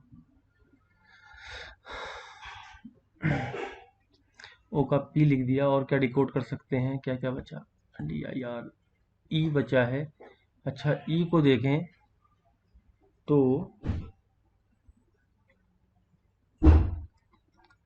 डी से ई हुआ है, यानी कि चौथा वाला टी का पहला वाला लिखना है, तो आर एस, आर एस, यहाँ पर क्या आ जाएगा? एस आ जाएगा। ठीक, अब क्या बचा हमारे पास? ओ बचा है, यानी कि इसको हमने क्या लिखा है? पी लिखा है, ओ को पी लिखा है, ये है, तो ई को एफ लिखेंगे। कहाँ पर? यहाँ पर। अब बचा ये, और ऊपर बचा टी, यानी कि ये बचा, टी को यू लिखा है तीसरा वाला, तो m को क्या लिखेंगे, n लिख देंगे। ठीक है, तो आप देख सकते हैं बिल्कुल जो हमारा ऑप्शन है वैसा ही ये लिख के आ गया। ठीक है, तो एग्जाम में आपको पूरा चेक नहीं करना है, बस आधे पे भी अगर आपको मिल जाता है तो वहां से भी आप टिक कर सकते हैं। ठीक है, टाइम वेस्ट करने की जरूरत नहीं है, 50 क्वेश्चन है, जल्द से जल्द करना होंगे आपको, तभी आप सारे क्वेश्चन देख पाएंगे। अगला क्वेश्चन है कि कोमल श्रीमती सुमन की बेटी है और सोनम श्री कमला की बेटी है। यदि राजाराम सुमन के ससुर और सुरेखा के पति हैं और उनके जो है एकमात्र बच्चे कमल की मां है, तो कोमल सोनम कैसे संबंधित है। तो ब्लड रिलेशन पे मैंने इंडिविजुअल वीडियो भी बना के अपलोड कर रखी है, या फिर आप पिछली जो 3 हमने शिफ्ट में डिस्कस किया है उसकी वीडियो भी आप देख सकते हैं। ठीक है, तो सबसे पहले हम क्या करेंगे, कोमल जो है वो श्रीमती सुमन की बेटी है। तो हमें पता है कि हम क्या करते हैं, सर्कल में बना लेते हैं फीमेल को। ठीक है, तो कोमल जो है, यानी कि कोमल को केओ से लिख देते हैं और सुमन की बेटी है तो एस यू से लिख देते हैं। सोनम कमल की बेटी है, इस लाइन को भी छोड़ दो। ठीक है, यदि राजा राम सुमन के ससुर, ठीक है, राजा राम जो है वो सुमन के ससुर हैं, तो इसका मतलब इनके हस्बैंड होंगे और इनके हस्बैंड के जो फादर हैं वही तो इनके ससुर होंगे, तो ये कौन हो गए, राजा राम हो गए। और सुमन के ससुर हैं, ठीक है, हो गए ससुर यहाँ से। और सुरेखा के जो है वो पति हैं, तो सुरेखा ये आ गई। ठीक है, सुरेखा के पति हैं जो उनके एकमात्र बच्चे, इनका एकमात्र बच्चा है तो इनका बच्चा ये हो गया, और उसका नाम क्या है, कमल है, कमल की माँ है। ठीक है, अब हमने जो लाइन छोड़ी थी उसको देख लेते हैं। सोनम जो है वो कमल की बेटी है, तो भैया चाहे सुमन की बेटी हो या फिर कमल की सुमन। ठीक है, तो सोनम यहां पर आ गई और कोमल ये है। ठीक है, तो हमें बताना है कि कोमल सोनम से कैसे संबंधित है, तो ये सगी बहनें हैं, तो ऑप्शन बी जो होगा वो इसमें करेक्ट हो जाएगा। ठीक है, एक लड़का है मंच पर प्रदर्शन कर रहा है और उसका इशारा करते हुए, उसकी ओर इशारा करते हुए लड़के के पिता के बगल में बैठे हुए दर्शक में से एक आदमी ने कहा, वह उस औरत के पति का बेटा है जो मेरी पत्नी के ससुर की बहू है। मंच पर प्रदर्शन करने वाले लड़के से उस आदमी का संबंध क्या है, ये हमें बताना है। ठीक है, ब्लड रिलेशन से अगेन ये क्वेश्चन है, तो फिर से अपने वही ट्राइंगल और सर्कल बनाएंगे। ठीक है, तो यहां से पढ़ते हैं, वह उस औरत के पति का बेटा है, तो पहले तो एक औरत बना लो, इनके पति बना दो, बराबर से हमें पता लगता है ये हस्बैंड वाइफ है। ठीक है, तो वह उस औरत के पति का बेटा है, पति का बेटा है, ये कौन है, प्रदर्शन करने वाला। ठीक है, बच्चा जो लड़का है, वह उस औरत के पति का बेटा है जो मेरी पत्नी के, ठीक है, तो अब पत्नी की बात हो रही है भाई साहब, तो इसका मतलब क्या है, ये जो है लड़के के पिता के बगल में बैठा हुआ है, यानी कि ये पिता तो हो नहीं सकते, इसका मतलब यहाँ पर कोई एक बंदा और बैठा हुआ है। ठीक है, वो कह रहा है कि वह मेरी पत्नी के ससुर, अगर इसकी पत्नी है तो इसका मतलब इनके फादर जो होंगे वही तो इसके ससुर होंगे, और ये इसके भी ससुर होंगे। ठीक है, और इसके भी ससुर होंगे। ठीक है, वह मेरी पत्नी के ससुर की बहू है, तो ये बहू होगी। ठीक है, बहू है। मंच पर प्रदर्शन करने वाले लड़के से क्या संबंध है, तो ये इसका भाई होगा, इसका मतलब ये कौन है, इसके चाचा जी हैं। ऑप्शन डी जो होगा वो इसका करेक्ट होगा। ठीक है, अब कोडिंग से है, यदि ए प्लस बी का मतलब ए बी का मतलब कोडिंग में दिया गया है ब्लड रिलेशन को। ठीक, तो अब सबसे पहले हमें यहाँ देखना है आर और पी। ठीक है, तो अगर इस वाली लाइन में देखें तो क्या मतलब होता है, आर, इसको आर मान लो, इसको पी मान लो, तो ये आर होगा, ये पी होगा। तो आर जो है वो पी का भाई है, आर जो है वो पी का भाई है, भाई है तो ट्राइंगल के अंदर ले लो। अब पी पता नहीं कौन है, जेंडर हमें पता नहीं। अब क्या बना हमारे पास, पी प्लस क्यू। ठीक है, तो पी और क्यू, तो पी और क्यू, तो P जो है वो Q का पति है, P जो है वो Q का पति है, इसका मतलब ये जेंडर कैसा हो गया, मेल हो गया, और Q जो है वो गोले के अंदर आ जाएगा। ठीक है, क्योंकि ये बहू बन जाएंगी। ठीक, अब आगे क्या कह रहा है, Q अल्फा एस, तो क्यू अल्फा एस, यहाँ क्यू लिख दो, यहाँ एस लिख दो, ठीक है, तो ये एस होगा और ये क्यू होगा। तो एस जो है वो क्यू का बेटा है, एस जो है वो क्यू का बेटा है। ठीक, लास्ट बचा हमारा एस डॉलर टी, तो यहाँ एस और टी है, यहाँ टी है, यहाँ एस है, तो टी जो है वो एस की बेटी है, टी जो है वो एस की बेटी है। ये हमारा पूरा का पूरा चार्ट बन जाएगा। अब हम इजीली आंसर कर सकते हैं कि हमारा क्वेश्चन हमसे क्या पूछ रहा है। ठीक है, तो नीचे दिए गए कथन के अर्थ क्या निकलेगा, विकल्पों से चुनिए। तो अब देखते हैं विकल्पों में जो विकल्प हमारा सही होगा वही हम इस पर टिक कर देंगे। आर जो है वो एस का दादा है, एस का तो दादा नहीं है, एस का तो कौन हुआ, चाचा ताया, ठीक है, अंकल हुआ, तो ये कैंसिल आउट हो गया। पी जो है वो टी का चाचा है, पी टी का चाचा कहाँ हुआ, ये इसके फादर है, तो ये दादा की श्रेणी में आ गए, ठीक है, तो ये भी नहीं होगा। एस जो है वो पी का पोता है, पी का पोता नहीं लड़का है, तो ये भी नहीं होगा। टी जो है वो क्यू की पोती है, बिल्कुल पोती है, ठीक है, ये इसकी दादी हुई, तो ये पोती है। डी वाला ऑप्शन इसमें करेक्ट हो जाएगा। ब्लड रिलेशन से फिर से एक और क्वेश्चन है कि ए जो है वो बी का ससुर है, ए जो है तो इसका कोई लड़का होगा, ठीक है, और उसकी कोई ये बी होगी, तो अभी हम जेंडर डिसाइड नहीं कर सकते, हो सकता है कि वो, ठीक है, लेकिन ये होगा रिलेशन। जो सी की माँ है, ठीक है, अब माँ है तो हम जेंडर डिसाइड कर दिया हमने, सी की माँ है। डी जो है ई की माँ है, अब डी ई का कोई रिलेशन नहीं है तो इसको अभी छोड़ देते हैं। एफ और सी, डी जो है वो ई की माँ है, जो एफ और सी का पिता है, एफ और सी का पिता है, तो सी का पिता कौन होगा, यहाँ पर डी तो निकल के आएगा, और एफ इसका मतलब ये भी इसका कोई भाई बहन ही होगा, एफ यहाँ आ गया, और डी की माँ कौन है, यानी कि इनकी पत्नी अर्धांगिनी, ये हो गई, तो इसका मतलब ये जो है वो मेल है, ठीक है, तो ये अभी डेटा हमारे पास आ गया। एफ और सी का डेटा पता नहीं है कि वो मेल है कि फीमेल है। ठीक, पूछा क्या है हमसे, ए जो है वो ई से कैसे संबंधित है, ए जो है ए जो है वो ई से कैसे संबंधित है, तो ए तो इनके पति हुए, ठीक है, तो ऑप्शन ए जो होगा वो इसमें करेक्ट हो जाएगा। एक मिनट, डी जो है ई की माँ है, सॉरी सॉरी सॉरी, यहां पर ई आएगा और यहां पर डी आएगा, ठीक है, तो ये पिता है। ए जो है वो ई से कैसे संबंधित है, ए जो है वो पिता है इनके।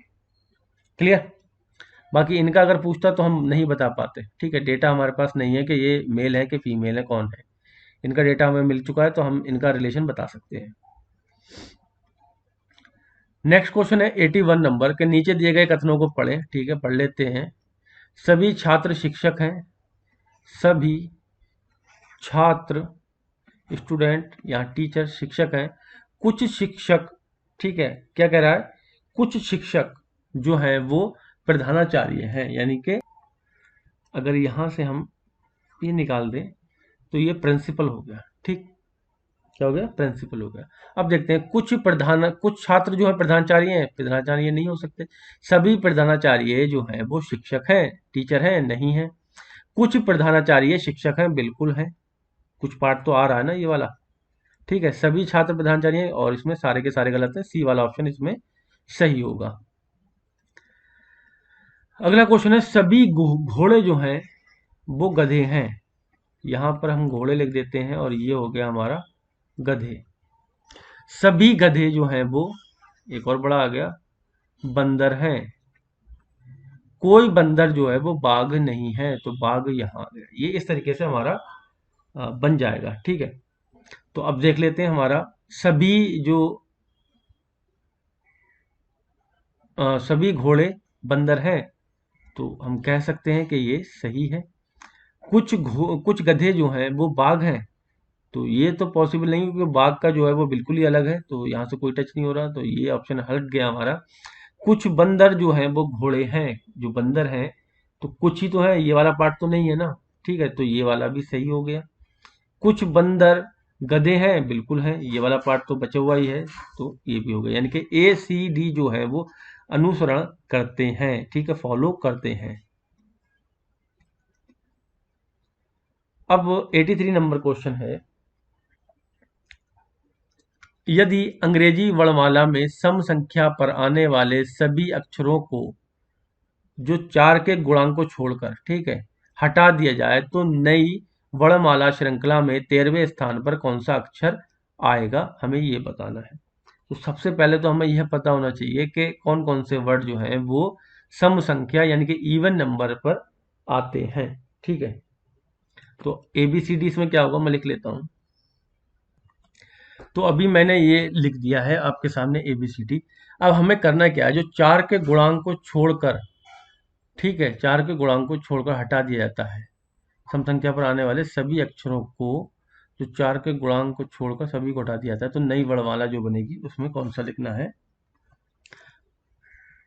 ठीक है, अब हमको क्या करना है, जो 4 के गुणांक में उसको नहीं हटाना है, बाकी जो इवन नंबर पे आ रहे हैं उनको हटा देना है। यानी कि अगर मैं इसको देखूं तो ये हट जाएगा, ठीक है, ये नहीं हटेगा, ये हट जाएगा, ये 8 पे आ रहा, ये नहीं हटेगा, 10 हट जाएगा, ठीक है, 12 नहीं हटेगा क्योंकि 4 का गुणांक है, n हट जाएगा, ठीक है, और 16 हट जाएगा। अब हमको करना क्या है, और फिर 16 के बाद 18 नहीं हटेगा, ये 20 हट जाएगा, ठीक, और फिर ये नहीं हटेगा, ये हट जाएगा, ठीक, ये दिखेगा हमको।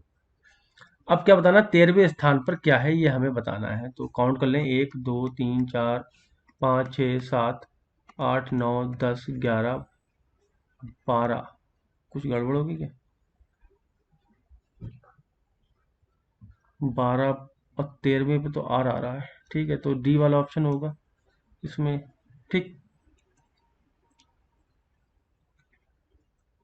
इसमें डी वाला ऑप्शन इसमें करेक्ट हो जाएगा। चलिए फिर आगे बढ़ते हैं। नेक्स्ट क्वेश्चन कह रहा है, किसी भाषा में यदि एक्सटर्नल को हमने ये लिख दिया और पर्टिकुलर को ये लिख दिया है तो एनालाइज को क्या लिखें। ठीक है, तो इस क्वेश्चन में हमें एक चीज़ देखने को मिलेगी कि इसमें हर वर्ड का उन्होंने अलग कोडिंग की है, तो हमको बस पकड़ना है कि किसके लिए क्या कोडिंग किया गया है। अगर हम यहाँ सेकंड लास्ट देखें तो एक ए को इन्होंने ई लिखा है, ए को ई लिखा है, और हमारा ए जो है वो काय में कन्वर्ट होगा, ई में ही होगा, सारे के सारे ई में ही है।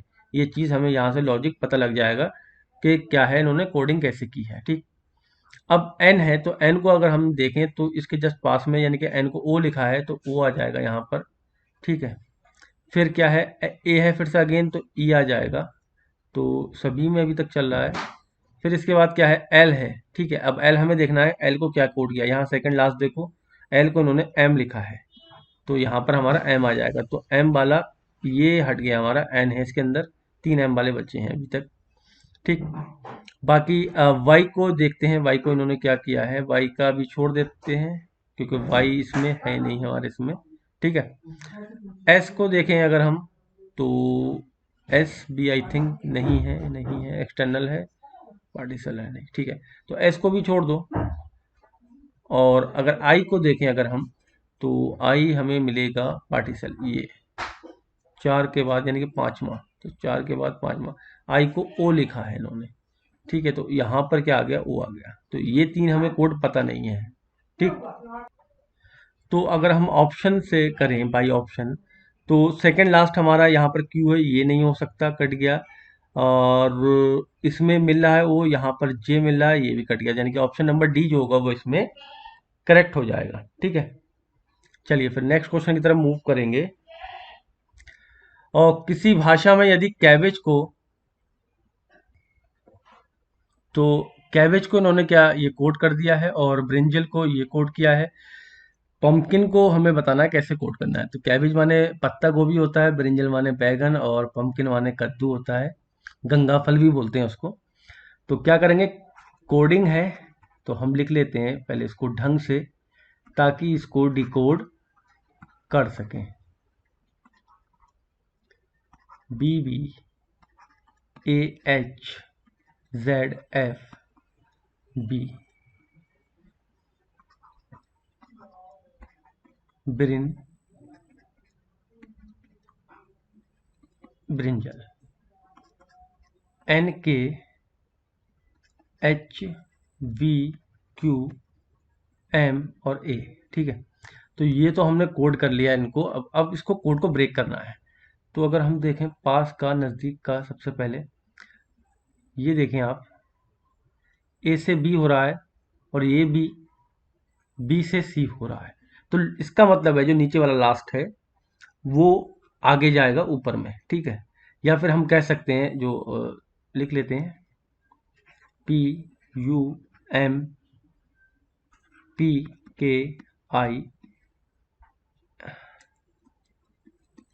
ठीक है, तो यहाँ से लास्ट वाला जो था वो ऊपर जा रहा था, इसका मतलब पहले वाला था, तो यहाँ क्या आ जाएगा हमारा, O आ जाएगा। ठीक, क्या आ जाएगा, O आ जाएगा। तो O किस में है, ओ माय गॉड, पहले से ही हमको यहाँ पर 85 का डी आंसर मिल गया। ठीक है, मतलब एक ही डिकोड किया, उसी से हमको मिल गया 85 का डी। ठीक है, चलिए फिर, तो ये तो हमारा डिस्कशन है, तो इसमें तो हम पूरा सॉल्व करेंगे, बट एग्जाम में आप बिल्कुल भी सॉल्व मत करना, आप डी लगा के आ जाना इस तरीके से, अगर आपको मिल जाए। ठीक, चलो फिर आगे देखते हैं क्या क्या मिल सकता है। अच्छा, ये इसके करीब है, ई का एफ है और एल का एम यहाँ भी हो रहा है, तो इसका मतलब लास्ट वाला एन का क्या हो जाएगा, आगे बढ़ रहा है तो एन ओ, तो ये भी ओ हो जाएगा। ठीक, आगे क्या करीब हो सकता है, ए, अच्छा यहाँ देखें तो ये ए का बी हो रहा है, यानी कि सेकंड लास्ट जी, ए का बी हो रहा है, GHFGH, तो ये भी बढ़ रहा है। तो सेकंड लास्ट का अगर हम देखें, आई का यहाँ छोड़ के यहाँ क्या आएगा, IFGHI जे आ रहा है, बिल्कुल आ रहा है जी। ठीक है, चलिए फिर आगे बढ़ते हैं, और क्या नज़दीक हो सकता है, IHHI, अच्छा ये ऊपर को जा रहा है HI, और यहाँ देखें तो ये AB हो रहा है। ठीक है, तो तीसरे नंबर वाला अगर हम देखें तो क्या होगा, L होगा। ठीक है, तभी तो ऊपर को जाएगा, तो यहाँ L है, बिल्कुल है, पूरा का डिटो वैसे ही मिल रहा है। ठीक, बाकी क्या हो रहा है देखते हैं, AB RK ZAPQR, हाँ ये मिल रहा है, ये देखो QR। ठीक है, यानी कि ऊपर को जा रहा है, और यहाँ से देखें तो ZA। ठीक है, तो सेकंड लास्ट वाला हमें जो मिलेगा, सॉरी यहाँ पे मिलेगा सेकंड लास्ट का, तो वो क्या मिलेगा, इसके पहले वाला वर्ड मिलेगा, यानी कि RST, यहाँ क्या आएगा, टी। ठीक है, तो LGTOO इतना मिल चुका है, दो और रह गए हैं, इसको डिकोड कर लेते हैं, B का C, N का K,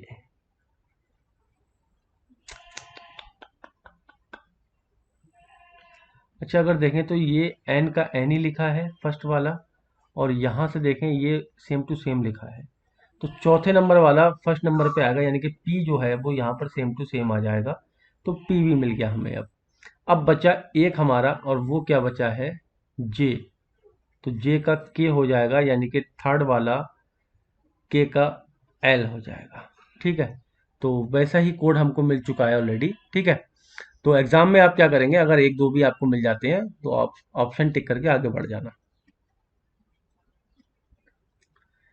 अगला है कम्फोर, को इन्होंने ये लिख दिया, और ट्रबल को इन्होंने ये लिख दिया, तो प्लम्बर जो है उसको हमें बताना है क्या लिखना है। ठीक है,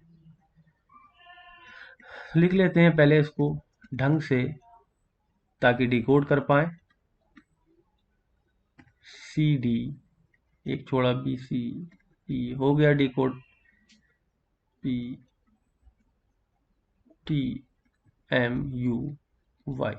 यहाँ देखो C से D हुआ, यानी कि कोई भी गैप नहीं है। यहाँ अगर हम गैप की बात करें तो यहाँ B आ गया, यहाँ MNO आ गया, और PQRS तीन आ गए, यहाँ पर HIJKL चार आ गए, यहाँ पर OPQRSTU आ गए, यानी कि पाँच आ गए, ठीक है, और यहाँ पर 6 आएंगे, ऐसे ही ये बढ़ता जा रहा है। तो अगर हम देखें तो पी का तो हमारा क्यू हो जाएगा, सब में क्यू है, ये नहीं है, तो ये हट गया, ओ है इसके अंदर। फिर एल का है तो एक गैप करेंगे, यानी कि एम को गैप करेंगे, यहाँ लिख ही लेता हूँ ताकि आपको सही से समझ में आ जाए। P L U M B E R, plumber.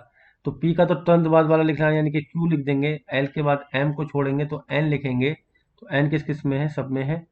और यहाँ पर क्या करेंगे, यू वी, यहाँ पर डब्ल्यू आ जाएगा, ठीक है, तो W you V W, sorry W के बाद एक्स आता है, यू वी डब्ल्यू एक्स, ठीक है, तो एक्स सब में है। यहाँ पर M N O P Q आएगा, ठीक है, तो यहाँ पर चौथे नंबर पे ओ है, तो ये हट गया और ये भी हट गया, तो ऑप्शन सी जो है वो इसमें करेक्ट हो जाएगा। नेक्स्ट क्वेश्चन है, जो क्वेश्चन मार्क दिया है इसकी जगह पर क्या आएगा, ठीक है। तो अगर हम पहला वर्ड देखें तो देखो, एक का गैप दिया बी के बाद, यानी कि सी को छोड़ा, डी लिखा, डी के बाद ई छोड़ा, एफ लिखा, एफ के बाद जी छोड़ा, एच लिखा, एच के बाद आई छोड़ा, जे लिखा, फिर के छोड़ा, तो एल लिखा, तो एम छोड़ेंगे और यहाँ पर लिख देंगे एन। तो एन वाले कौन कौन से हैं, ये हट गया और ये हट गया। यहाँ देखें तो आई जे छोड़ा, आई जे के, दो छोड़े, आई जे के, और यहाँ से एम एन यानी कि दो छोड़े, तो हमें दो छोड़ के ही लिखना है यहाँ पर। तो इससे पहले क्या क्या आता है, अगर हम देखें क्या क्या आता है, एफ आता है, जी आता है, एच आता है, फिर आई आता है, यानी कि अगला पार्ट क्या होगा, एफ का होगा, तो एन एफ वाला जो होगा वो एच जी को छोड़ देंगे और यहाँ से इसको एफ वाले को लिख देंगे, तो सी वाला ऑप्शन इसमें करेक्ट हो जाएगा। अगला क्वेश्चन फिर से वही क्वेश्चन मार्क यहाँ पर है, हमें बताना है कि क्या चेंज हो रहा है इसके अंदर। काफ़ी कॉम्प्लिकेटेड है ये। एक चीज़ देखो यहाँ पर, देखो यहाँ टी है तो नेक्स्ट वाले में भी उसी स्थान पर टी है, यहाँ पर एक्स है तो यहाँ भी नेक्स्ट वाले में क्या है, एक्स है, और यहाँ पर सी है तो नेक्स्ट वाले में भी सी है, ठीक। तो अब यहाँ देखें, यहाँ पर ई है तो नेक्स्ट वाले में भी क्या होना चाहिए, ई होना चाहिए हमारा, और वो भी बीच में होना चाहिए। तो बीच में हमारे पास कौन कौन से हैं, एक तो ये है और एक ये है, ये और ये हमारे कैंसिल आउट हो गए, ठीक है। अब इसमें से कौन सा हो सकता है, बी बी और पी,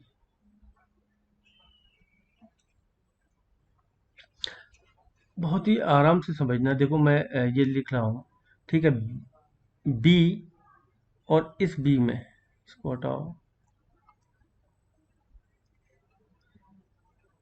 यहाँ पे +20 हो रहा है, ठीक है। फिर इसके अगले वाले में, मतलब एक स्टेप जैसे हमारा जो सेम वाला था वो स्टेप बढ़ता जा रहा था, ठीक, आगे पीछे हो रहा था, ऐसे ही है। अब हम क्या करेंगे, यहाँ पर हमने पहला और पहले का चेक करा, फिर इसमें इसका और बीच का, ठीक है, इसमें भी +20 का डिफरेंस है। फिर अब क्या करेंगे, लास्ट वाले से लास्ट वाले का, तो +20, ठीक। ये ऐसे करते हुए जब हम जाएंगे, ठीक, तो अब हम पहुंच जाएंगे पहले पे, यानी कि पहले का इसका और इसका, तो इसमें भी +20 होगा, ठीक है। अब हमें सेकंड पे पहुंचना है, के से ई, तो +20 हो रहा है। अब हमें किस पे पहुंचना है, थर्ड से थर्ड पे पहुंचना है, यानी कि लास्ट वाला ही हमें देखना है, क्योंकि यहाँ भी पी कॉमन है, यहाँ भी पी कॉमन है, ई तो हमने फाइंड आउट कर ही लिया है, ठीक है, तो पी ई दोनों में सेम है। जी और एच का देखना है, तो एन से +20 जब हम करेंगे, यानी कि एन कितने पे होता है, 14 नंबर पे, और इसमें +20 करेंगे तो कितना हुआ, 4 और 3 34। टोटल अल्फ़ाबेट जो होते हैं वो हमारे कितने होते हैं, 26। तो हमें कितना मिलेगा, 14 में 6 गए 8, तो 8 नंबर पे जो नंबर आएगा, जो अल्फ़ाबेट आएगा वो इसमें करेक्ट होगा। तो 8 पे क्या आता है, अगर हम देखें तो F G H, F G H, यानी कि पी ई एच, डी वाला ऑप्शन इसमें करेक्ट हो जाएगा, ठीक है। आई होप कि आपको क्लियर समझ में आया होगा। यहाँ से हम क्या करेंगे, ये बढ़ रहा है, देखो पहले का पहले से चेक करेंगे तो +B, ठीक है, फिर आगे बढ़ेंगे तो पहले वाला नहीं, फिर दूसरे वाले का चेक करेंगे, दूसरे वाले से, तो यहाँ से डी से इसका दूसरा चेक करा नेक्स्ट वाले का, तो +20 का गैप, फिर अब तीसरे वाले का करेंगे, तीसरे वाले से, तो +20 यहाँ पे। अब हमको करना है तीसरे वाले के बाद क्या, पहले वाले का कंपैरिजन, तो पहले वाले का कंपैरिजन किससे करेंगे, इसके पहले वाले से, तो यहाँ से देखो 9 में 20 जोड़ोगे तो 29 होगा, ठीक है। और 26 अल्फाबेट होते हैं तो 3 पे सी आता है तो सी लिखा हुआ है। फिर नेक्स्ट क्या है, अगला बीच वाले से, बीच वाले का करेंगे तो +20 होगा। फिर लास्ट वाले से, तो ये हमारा PEH निकल आया। ठीक, काफ़ी डिफ़िकल्ट कोडिंग दे रखी थी ये तो, शायद एग्ज़ाम में दिमाग में इतना आता भी नहीं। चलिए फिर आगे बढ़ेंगे। C2F5 I11 L17 R31 U41 और X47, ये हमें कोडिंग दे रखी है और बीच में क्वेश्चन मार्क है। ठीक है, और उस क्वेश्चन मार्क को हमें देखना है और मतलब जो पैटर्न है उसको देखना है और उसका आंसर करना है। ठीक है, तो अगर मैं देखूं 2 5 3 का गैप हो रहा है, फिर 6 का गैप हो रहा है, फिर 6 का गैप हो रहा है, ये भी नहीं होगा। तो एक चीज़ यहाँ पर क्लियर हो रही है हमें, यहाँ हम देख सकते हैं ये कितना है, 2 है, 5 है, 11 है, 17 है, 31 है, 41 है और 47 है। ये सारे के सारे प्राइम नंबर हैं। तो इसका मतलब जो यहाँ पर आएगा वो प्राइम नंबर ही होगा। तो हम कह सकते हैं कि 21 जो है वो पॉसिबल नहीं है और 25 पॉसिबल नहीं है, केवल ऑप्शन बी या डी में से हो सकता है। अब अगर मैं यहाँ पर अल्फ़ाबेट को लिखूँ, ठीक है, तो यहीं से हम इतने में कोड कर लेंगे इसको। सी के बाद डी ई, ठीक है, 2 है, एफ जी एच आई आ गया, 2 है, आई जे के एल आ गया, 2 है, यानी कि एम एन नीचे रहेंगे और यहाँ पे आ जाएगा ओ। तो ओ 23 जो होगा वो इसका करेक्ट आंसर हो जाएगा। ठीक है, 90 नंबर है। यदि हम प्लस को माइनस कर दें और इस तरीके से इन्होंने बताया है, गुणा को आपस में बदलते, भाग को गुणा में बदल देते हैं, तो निम्न समीकरण का मान क्या होगा। ठीक है, बाकी हमें कुछ नहीं करना है। तो 39 मल्टीप्लाई 3, अच्छा आपस में बदलना है। ठीक है, तो यहाँ पर डिवाइड आ जाएगा, प्लस की जगह माइनस आ जाएगा और माइनस की जगह प्लस आ जाएगा और डिवाइड की जगह गुणा आ जाएगा। तो यहाँ से तो हमें बॉड मास, यहाँ क्या करना है, बॉड मास को लगा देना है हमें। तो सबसे पहले डिवाइड होगा तो 13 माइनस 10 प्लस 13, अगली लाइन में क्या हो जाएगा, 13 माइनस 10 प्लस 13 दूनी 26। फिर क्या करना है, हमको ऐड करना है, तो ये हो गया 39 माइनस 10 और ये हो गया 29। ऑप्शन सी जो होगा वो इसमें करेक्ट हो जाएगा। अगला क्वेश्चन है, यदि प्लस को माइनस के साथ और भाग को गुणा के साथ आपस में बदल दें तो कौन सा समीकरण जो है वो सही है। तो मैंने आपको पहले भी बताया, इस तरीके के क्वेश्चन में आपको क्या करना होता है, सारे के सारे चेक करना होगा, क्या पता कौन सा सही हो। तो हम करेंगे डी वाला चेक, क्योंकि डी वाला सही है। ठीक है, वीडियो ज़्यादा लंबी ना हो इसलिए सारे ऑप्शन चेक नहीं करेंगे। तो 17 प्लस को कर देंगे माइनस 7 और डिवाइड को कर देंगे गुणा, माइनस को कर देंगे प्लस और गुणा को कर देंगे डिवाइड, और देखते हैं कि ये 10 आता है कि नहीं आता है। तो सबसे पहले करेंगे डिवाइड, यानी कि 17 माइनस 7 गुणा 2 प्लस 3 सत्ते 21 होते हैं। ठीक है, फिर करेंगे गुणा, यानी कि 17 माइनस 7 दूनी 14 प्लस 7 बराबर 10, और 17 में से 14 जाएंगे तो बचेंगे 3 प्लस 7 10, और ये 10 बराबर 10। ठीक है, तो ये डी वाला ऑप्शन हमारा करेक्ट हो जाएगा। नीचे दिए गए प्रश्न को पढ़ें। ठीक है, ए और सी के बीच क्या संबंध है ये हमें बताना है। ठीक है, नीचे दिए गए कथनों को पढ़ें, और ए बी का बेटा है और सी डी की बेटी है। ए बी का बेटा है, ए जो है बी का बेटा है और सी जो है वो डी की बेटी है, सी जो है वो डी की बेटी है। उपरोक्त प्रश्न का उत्तर देने के लिए नीचे दी गई किस अतिरिक्त जानकारी की आवश्यकता होगी। जब प्रश्न क्या है, अच्छा ए और सी के बीच में संबंध क्या है ये बताना है, इन दोनों के बीच में क्या संबंध है ये बताना है। तो हमें इस, अब क्या चीज़ ऐसी जानकारी चाहिए हमें जो हम ये संबंध इनका बता पाए। तो ए जो है वो सी से बड़ा है, इस चीज़ की जानकारी चाहिए होगी हमें क्या, बिल्कुल नहीं चाहिए होगी, क्योंकि ए सी से बड़ा, उससे हमें कैसे पता लगेगा ये दोनों है कौन। सी जो है वो ए से लंबा है, ये भी कोई जानकारी नहीं चाहिए ऐसी। बी पुरुष है और डी महिला है, इससे भी कोई फर्क नहीं पड़ने वाला, क्योंकि इन दोनों में अगर रिलेशन बने तब इन दोनों का रिलेशन बन सकता है, तो ऐसा ही कुछ मिलना चाहिए। डी जो है वो बी की पत्नी है। तो डी जो है बी की पत्नी है, तो ये इसमें आ गया बी की पत्नी है। ठीक है, तो अब ये हम कह सकते हैं ये भाई बहन है। कौन है? भाई बहन है आपस में। तो डी वाला ऑप्शन इसमें करेक्ट हो जाएगा। ठीक है, दीपक और सतीश के बीच कितने छात्र बैठे हैं ये बताना है हमें। नीचे दिए गए कथनों को पढ़ें। 20 छात्रों का एक समूह पंक्ति में फिल्म देख रहा है। राजेश जो है, राजेश दीपक और सतीश का बताना है। ठीक है, तो राजेश बाईं ओर से 5वें स्थान पर है। बाईं ओर से यहाँ पर राजेश बैठा है, 5वें स्थान पर है। सतीश के दाईं ओर 5 छात्र हैं। सतीश के दाईं ओर, यानी कि अगर सतीश यहाँ बैठा हुआ है तो इसके बीच में 5 लोग बैठे हुए हैं। ठीक है, सतीश,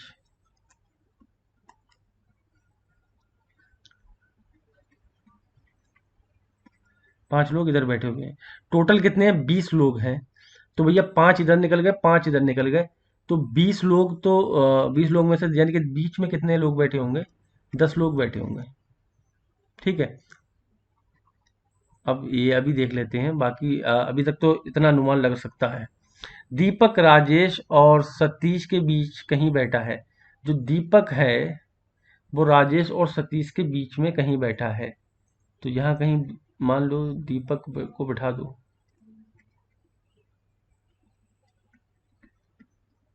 यहाँ कहीं बैठा होगा, और ये राजेश है। ठीक है, अब हमें ये देखना है। अरे बाप रे, नीचे चला।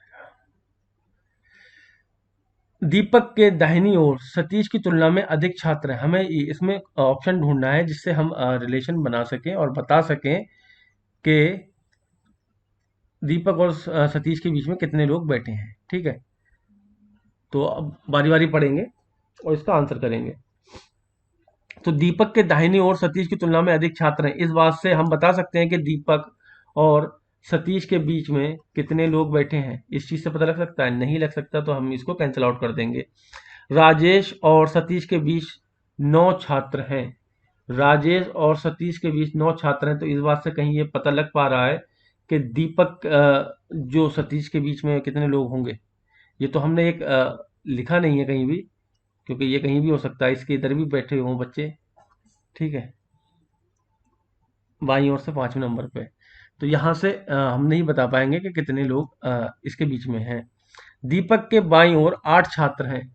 अब यहाँ से हमें पता लग सकता है दीपक के बाईं ओर, यानी कि बाईं ओर इस साइड में कितने छात्र हैं? 8 हैं। और ये कौन से नंबर पे था? बाईं ओर से 5वें नंबर पे। ठीक है, तो अब हम यहाँ से क्लियरली देख सकते हैं और बता सकते हैं कि इन दोनों के बीच में कितने छात्र जो हैं वो बैठे हैं। तो अगर हम देखें तो 8 और 5, 10 और 20, टोटल छात्र 20 हैं। तो अगर हम देखें सतीश का नंबर कितना होगा यहाँ, 5 छात्र हैं इधर, तो 15 नंबर पे बैठा होगा सतीश। ठीक है, राजेश तो 5वें पे।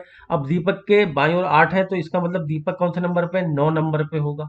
ठीक है, ये तो कहना चाह रहा है। तो बीच में कितने छात्र हो गए? 10 नंबर होगा, 11 होगा, 12 होगा, 13 होगा और 14 होगा। यानी कि 5 छात्र बैठे हुए हैं इनके बीच में। तो सी वाला ऑप्शन इसमें करेक्ट हो जाएगा, जिससे हम बता सकते हैं और संबंध स्थापित कर सकते हैं कि दीपक और सतीश के बीच में कितने लोग बैठे होंगे। ठीक है, चलिए फ्रेंड आगे बढ़ेंगे। 94 नंबर। गाइस वीडियो लगभग 1 घंटा 20 मिनट की हो चुकी है, काफ़ी लंबी है। बने रहे, बस 5-6 क्वेश्चन और हैं। नीचे दी गए प्रश्न को पढ़ना है। अमन, बोमन, चमन की औसत आयु क्या है ये हमें बताना है। तीनों की एवरेज एज बताना है। अब क्या है, अमन और बोमन और चमन, इनका रेशियो दे रखा है 6, 5 और 3।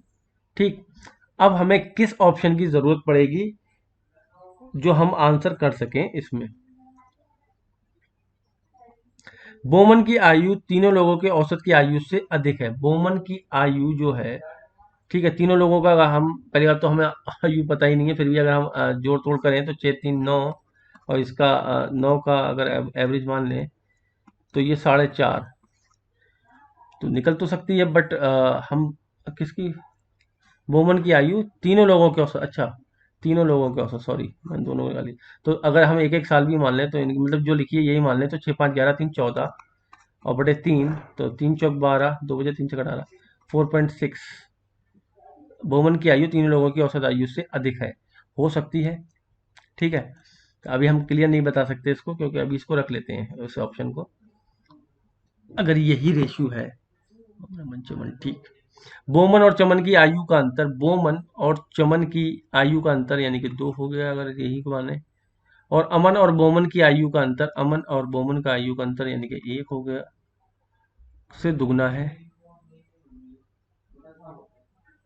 ठीक है, दुगना तो है, लेकिन हमें बताना क्या है, औसत एवरेज बताना है। तो औसत एवरेज बताने के लिए इस डेटा का कोई भी यूज नहीं हो पाएगा, सॉरी मैं कुछ गड़बड़ समझ गया था।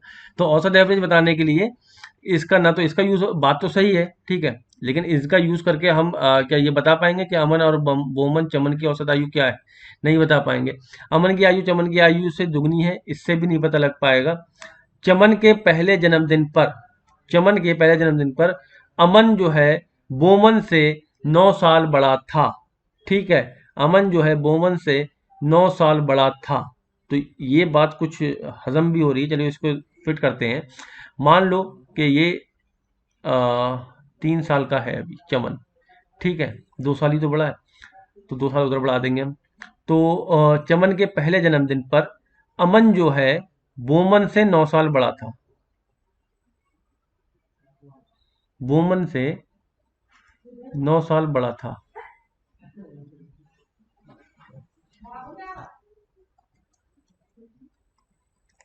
तो यहां से हम कर लेते हैं 6x माइनस 5x, और 9 साल बढ़ा था यानी कि x बराबर 9 आ गया। तो इसका मतलब 6x मतलब इस सबको x मान लो, रेशियो में जब होते हैं तो ये तो कितना आ गया 54, ये आ गया 45, और ये हो गया 9 तियां 27। ठीक है, अब हम इसका एवरेज निकाल सकते हैं, और इसका एवरेज अब निकालेंगे तो अप्रोक्स 42 के पास आएगा। तो यानी कि डी वाला ऑप्शन इसमें करेक्ट होगा, क्योंकि इसमें क्लियरली दिया गया है कितना बड़ा है कौन किससे। यहाँ पर हमें क्या दिया गया था, औसत दिया गया था या फिर उनका अंतर बता रहा था, उस चीज़ से हमारा मतलब काम नहीं बन पा रहा था जो हमें चाहिए था, इनका एवरेज एज। ठीक है,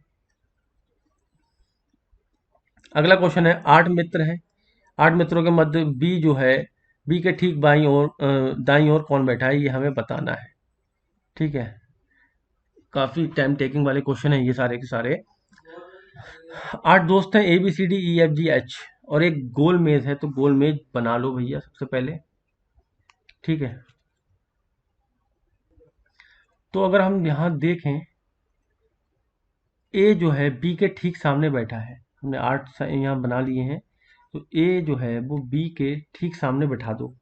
ठीक, और ई के ठीक सामने जो है वो एफ है, तो यहाँ लिख दो ई और यहाँ लिख दो एफ।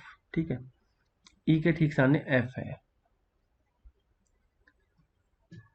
या अभी इसको छोड़ दो क्योंकि हमें पता नहीं है ई और इसका रिलेशन क्या है। सी जो है वो ई और ए के बीच में, ठीक बीच में बैठा है, सी जो है ई और ए के ठीक बीच में बैठा है। डी जो है, अच्छा यहां से पकड़ो, डी जो है ए के ठीक दाहिने बैठा है। ठीक है, डी जो है ए के ठीक दाहिने बैठा है, तो यहां पर बैठेगा। अब यहां पर इसने एक बात और कही थी कि सी जो है वो ई और ई के ठीक बीच बैठा है, तो इसका मतलब सी कहाँ होगा, यहां पर होगा, ई कहाँ होगा, यहां होगा, और ई के अपोजिट कौन बैठा है, एफ बैठा है। तो इतने सारे बन गए ये। अब बचे हमारे पास 2। ठीक है, ABCDEF G और H बचे हैं, उनको हमें कहाँ बिठाना है ये अब देखना है, कुछ दिया तो नहीं है। ठीक, बी के दाईं ओर कौन बैठा है, जी और एच।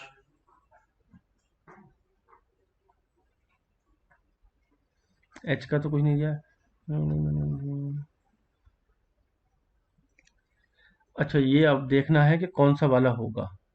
हाँ ठीक है, तो ये ऑप्शन अब हमें यहाँ चेक करना है कि हम बता पाए कि बी के ठीक दाईं ओर, ठीक है दाईं ओर जो है यानी कि इस वाली साइड में कौन बैठा है, ये हमें बताना है। कौन सा वाला ऑप्शन से ये हमें मिलेगा। तो ए सी और डी के बीच में है, तो बिल्कुल है, लेकिन इस बात से हमारा ये सॉल्यूशन तो नहीं निकल पा रहा है, कैंसिल आउट। सी जो है वो जी के ठीक सामने बैठा है, सी जो है वो जी के ठीक सामने बैठा है, डेट मीन यहाँ बैठा है, तो यहाँ कौन आ गया, एच आ गया, और इसी बात से हमारा बन गया काम, यानी कि बी और जो है इसके एच, बी के बाईं ओर कौन बैठा है, ठीक दाईं ओर एच बैठा है, तो बी वाला ऑप्शन इसमें करेक्ट हो जाएगा।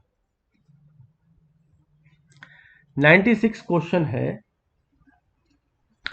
एक आदमी 200 रुपये लेकर बाजार गया, उसने 50 किलो केजी की दर से, 50 रुपये पर केजी की दर से 2 केजी सेब लिए और 2 दर्जन केले खरीदे। उसने क्या किया, 200 रुपये लेके गया और 1 किलो 50 रुपये के सेब मिले थे, तो 2 किलो तो उसने सेब खरीद लिए, यानी कि सेब उसने कितने के, 100 रुपये के खरीदे, और केले भी खरीदे वो पता नहीं, बट अभी टोटल जो है वो 200 रुपये लेके गया था। खरीद के बाद उसके पास शेष राशि कितनी बची है, तो हमें ये फाइंड आउट करना है। इसके लिए कौन सा वाला जो है वो ऑप्शन ठीक होगा। बाजार में केले जो है 25 रुपये पर केजी के हिसाब से मिल रहे हैं, तो क्या केजी के हिसाब से मिलते हैं, नहीं मिलते हैं, क्योंकि दर्जन में लिए हैं ना उसने, 2 दर्जन लिए हैं, केले तो दर्जन में मिलते हैं। ठीक, सेब पर 5% और केले पर 10% छूट है, इस बात से हमारा क्या आंसर पता लग जाएगा कि उसके पास कितनी राशि बची है, नहीं पता लगेगा। 2 दर्जन केले का वजन 2 किलो सेब के वजन के बराबर था, इससे भी कोई बात नहीं पता लगेगी।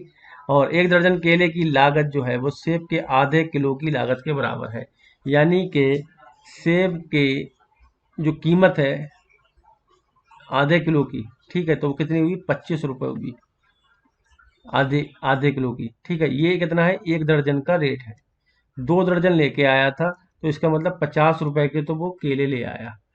यहाँ से हम बता सकते हैं कि 150 रुपये उसने खर्च कर दिए, तो बचे कितने, 50 रुपये उसके पास बचे, तो ऑप्शन डी जो होगा वो इसमें करेक्ट हो जाएगा। ठीक,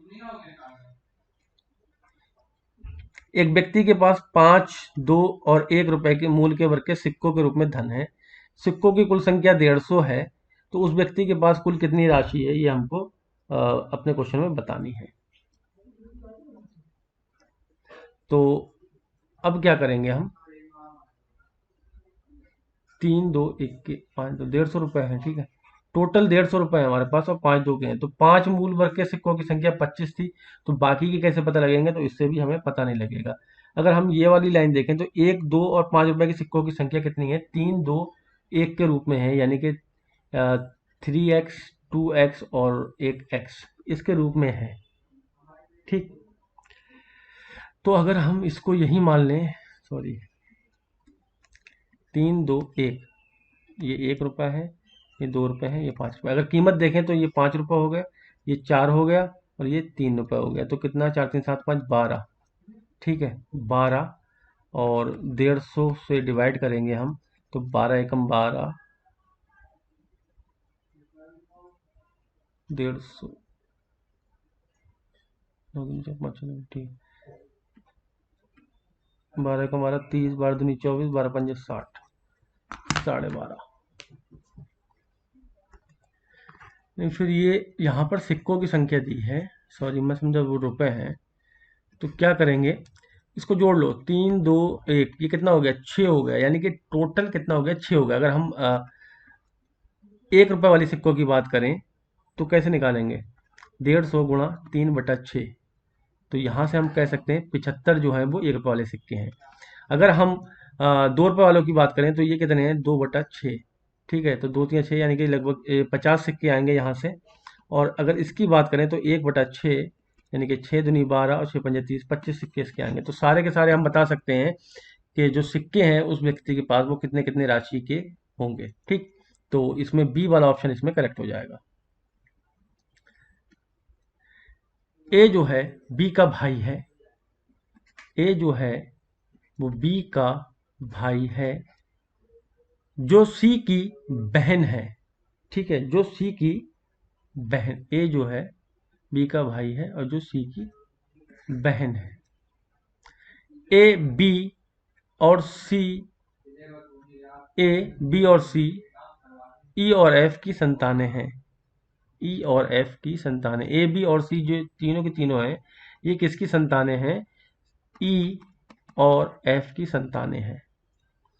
एफ का बी से संबंध क्या है? एफ का बी से संबंध क्या है? तो एफ का जेंडर जब हमें पता लगेगा, ठीक है, तभी हम बता पाएंगे। और वैसे हम कह सकते हैं ये पुत्री है, ठीक है। तो कौन सा वाला ऑप्शन हमें चाहिए होगा, ये हमें इसमें बताना है। तो सी जो है वो एफ का पुत्र है। इस बात से क्या हम बता सकते हैं कि इन दोनों में क्या रिलेशन है? एफ और बी में नहीं पता लगेगा। अगर हम यहाँ से देखें, ई जो है वो ए का पिता है, ई जो है ए का पिता है, तो ये माँ हो गई। तो इसका मतलब अब जेंडर इनमें हमें क्लियर हो चुका है, तो हम बता सकते हैं ये इसकी माँ है। तो बी वाला ऑप्शन इसमें करेक्ट हो जाएगा। नेक्स्ट है 99 नंबर क्वेश्चन। किसी कक्षा में दिनेश का रोल नंबर 10 है, जबकि उमा का रोल नंबर 16 है। दमयंती का रोल नंबर क्या है, ये हमें बताना है, ठीक है। तो अगर हम देखें कक्षा में 20 छात्र हैं, इस बात से क्या हम अपना जो क्वेश्चन हमसे पूछा गया उसका आंसर दे सकते हैं कि दमयंती का जो रोल नंबर है वो क्या है? नहीं दे पाएंगे, तो ये कैंसिल आउट हो गया। दमयंती, यहाँ दमयंती लिखा, ठीक है, दमयंती का रोल नंबर दिनेश के रोल नंबर से 6 स्थान आगे है। दिनेश के रोल नंबर से 6 स्थान आगे है। तो इस बात से हम क्या बता पाएंगे? अगर हम यहाँ पर ये बनाएं, ठीक है,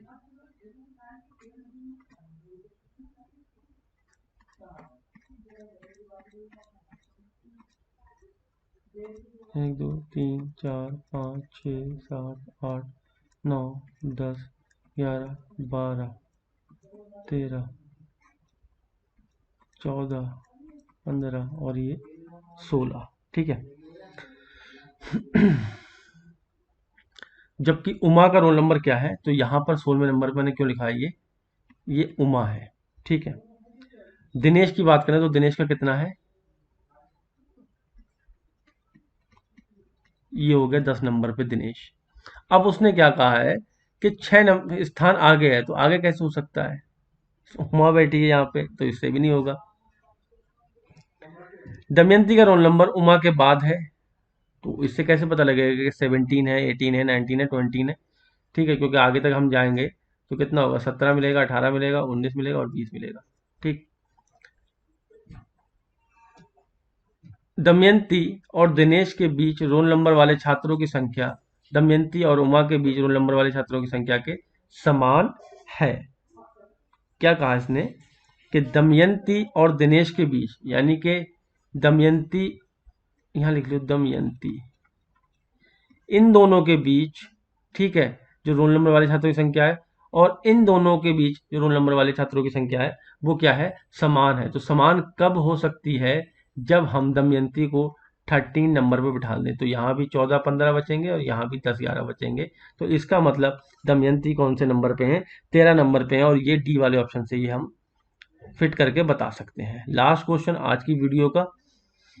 हर्षद की आयु उसके बेटे विजय की आयु की 4 गुनी है। 4 साल पहले सुधा की आयु उसके बेटे विजय की आयु की 6 गुनी थी।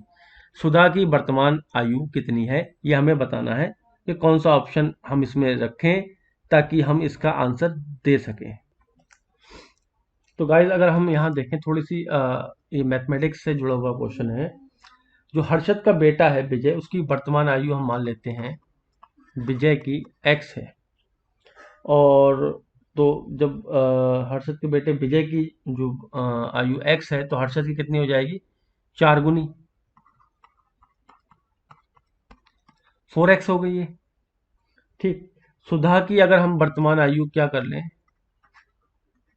y मान लें, तो उसके बेटे विजय की आयु की 6 गुनी है, आयु की 6 गुनी है। तो विजय की तो हमने मान ही ली है, ठीक है, तो सुधा के अलग ही रहने दें, ठीक ठीक। अब 4 वर्ष पहले अगर हम विजय की बात करें तो विजय की कितनी होगी इसके हिसाब से?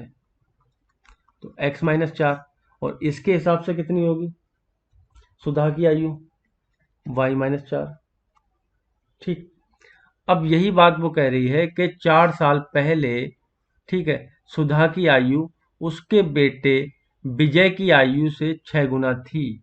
यानी कि अगर मैं यहाँ बराबर का साइन लगाऊं तो मुझे यहाँ 6 से मल्टीप्लाई करना पड़ जाएगी, सॉरी, इस साइड 6 से मल्टीप्लाई करना पड़ जाएगी बराबर करने के लिए। तो ये होगा 6x-24 बराबर y-4, 6x-y, और ये इधर जाएगा तो प्लस का हो जाएगा, यानी कि 20 बचेगा। इसको बोल देते हैं इक्वेशन 1 है ये। ठीक। अब अब हमें एक इक्वेशन मिल चुकी है, अब दूसरी इक्वेशन चाहिए, यानी कि पहले वाली हो या बाद वाली हो, कहीं से भी इक्वेशन निकले। अगर हम पहला वाला ये कोड पढ़ें, 4 वर्ष बाद हर्षद और सुधा की आयु में 4 वर्ष का अंतर है। तो 4 वर्ष बाद की बात कर रहा है, तो 4 वर्ष बाद हर्षद की आयु कितनी हो जाएगी? 4x+4। ठीक, इतनी हो जाएगी। और इसकी सुधा की कितनी हो जाएगी? y+, अभी कुल का साइन नहीं लगाएंगे, y+4। 4 वर्ष बाद हर्षद और सुधा की आयु में कितने का अंतर है? यानी कि अगर मैं इसको माइनस करूं, ठीक है, तो 4 वर्ष का अंतर हो जाएगा। ठीक है, तो 4 वर्ष का अंतर हो जाएगा।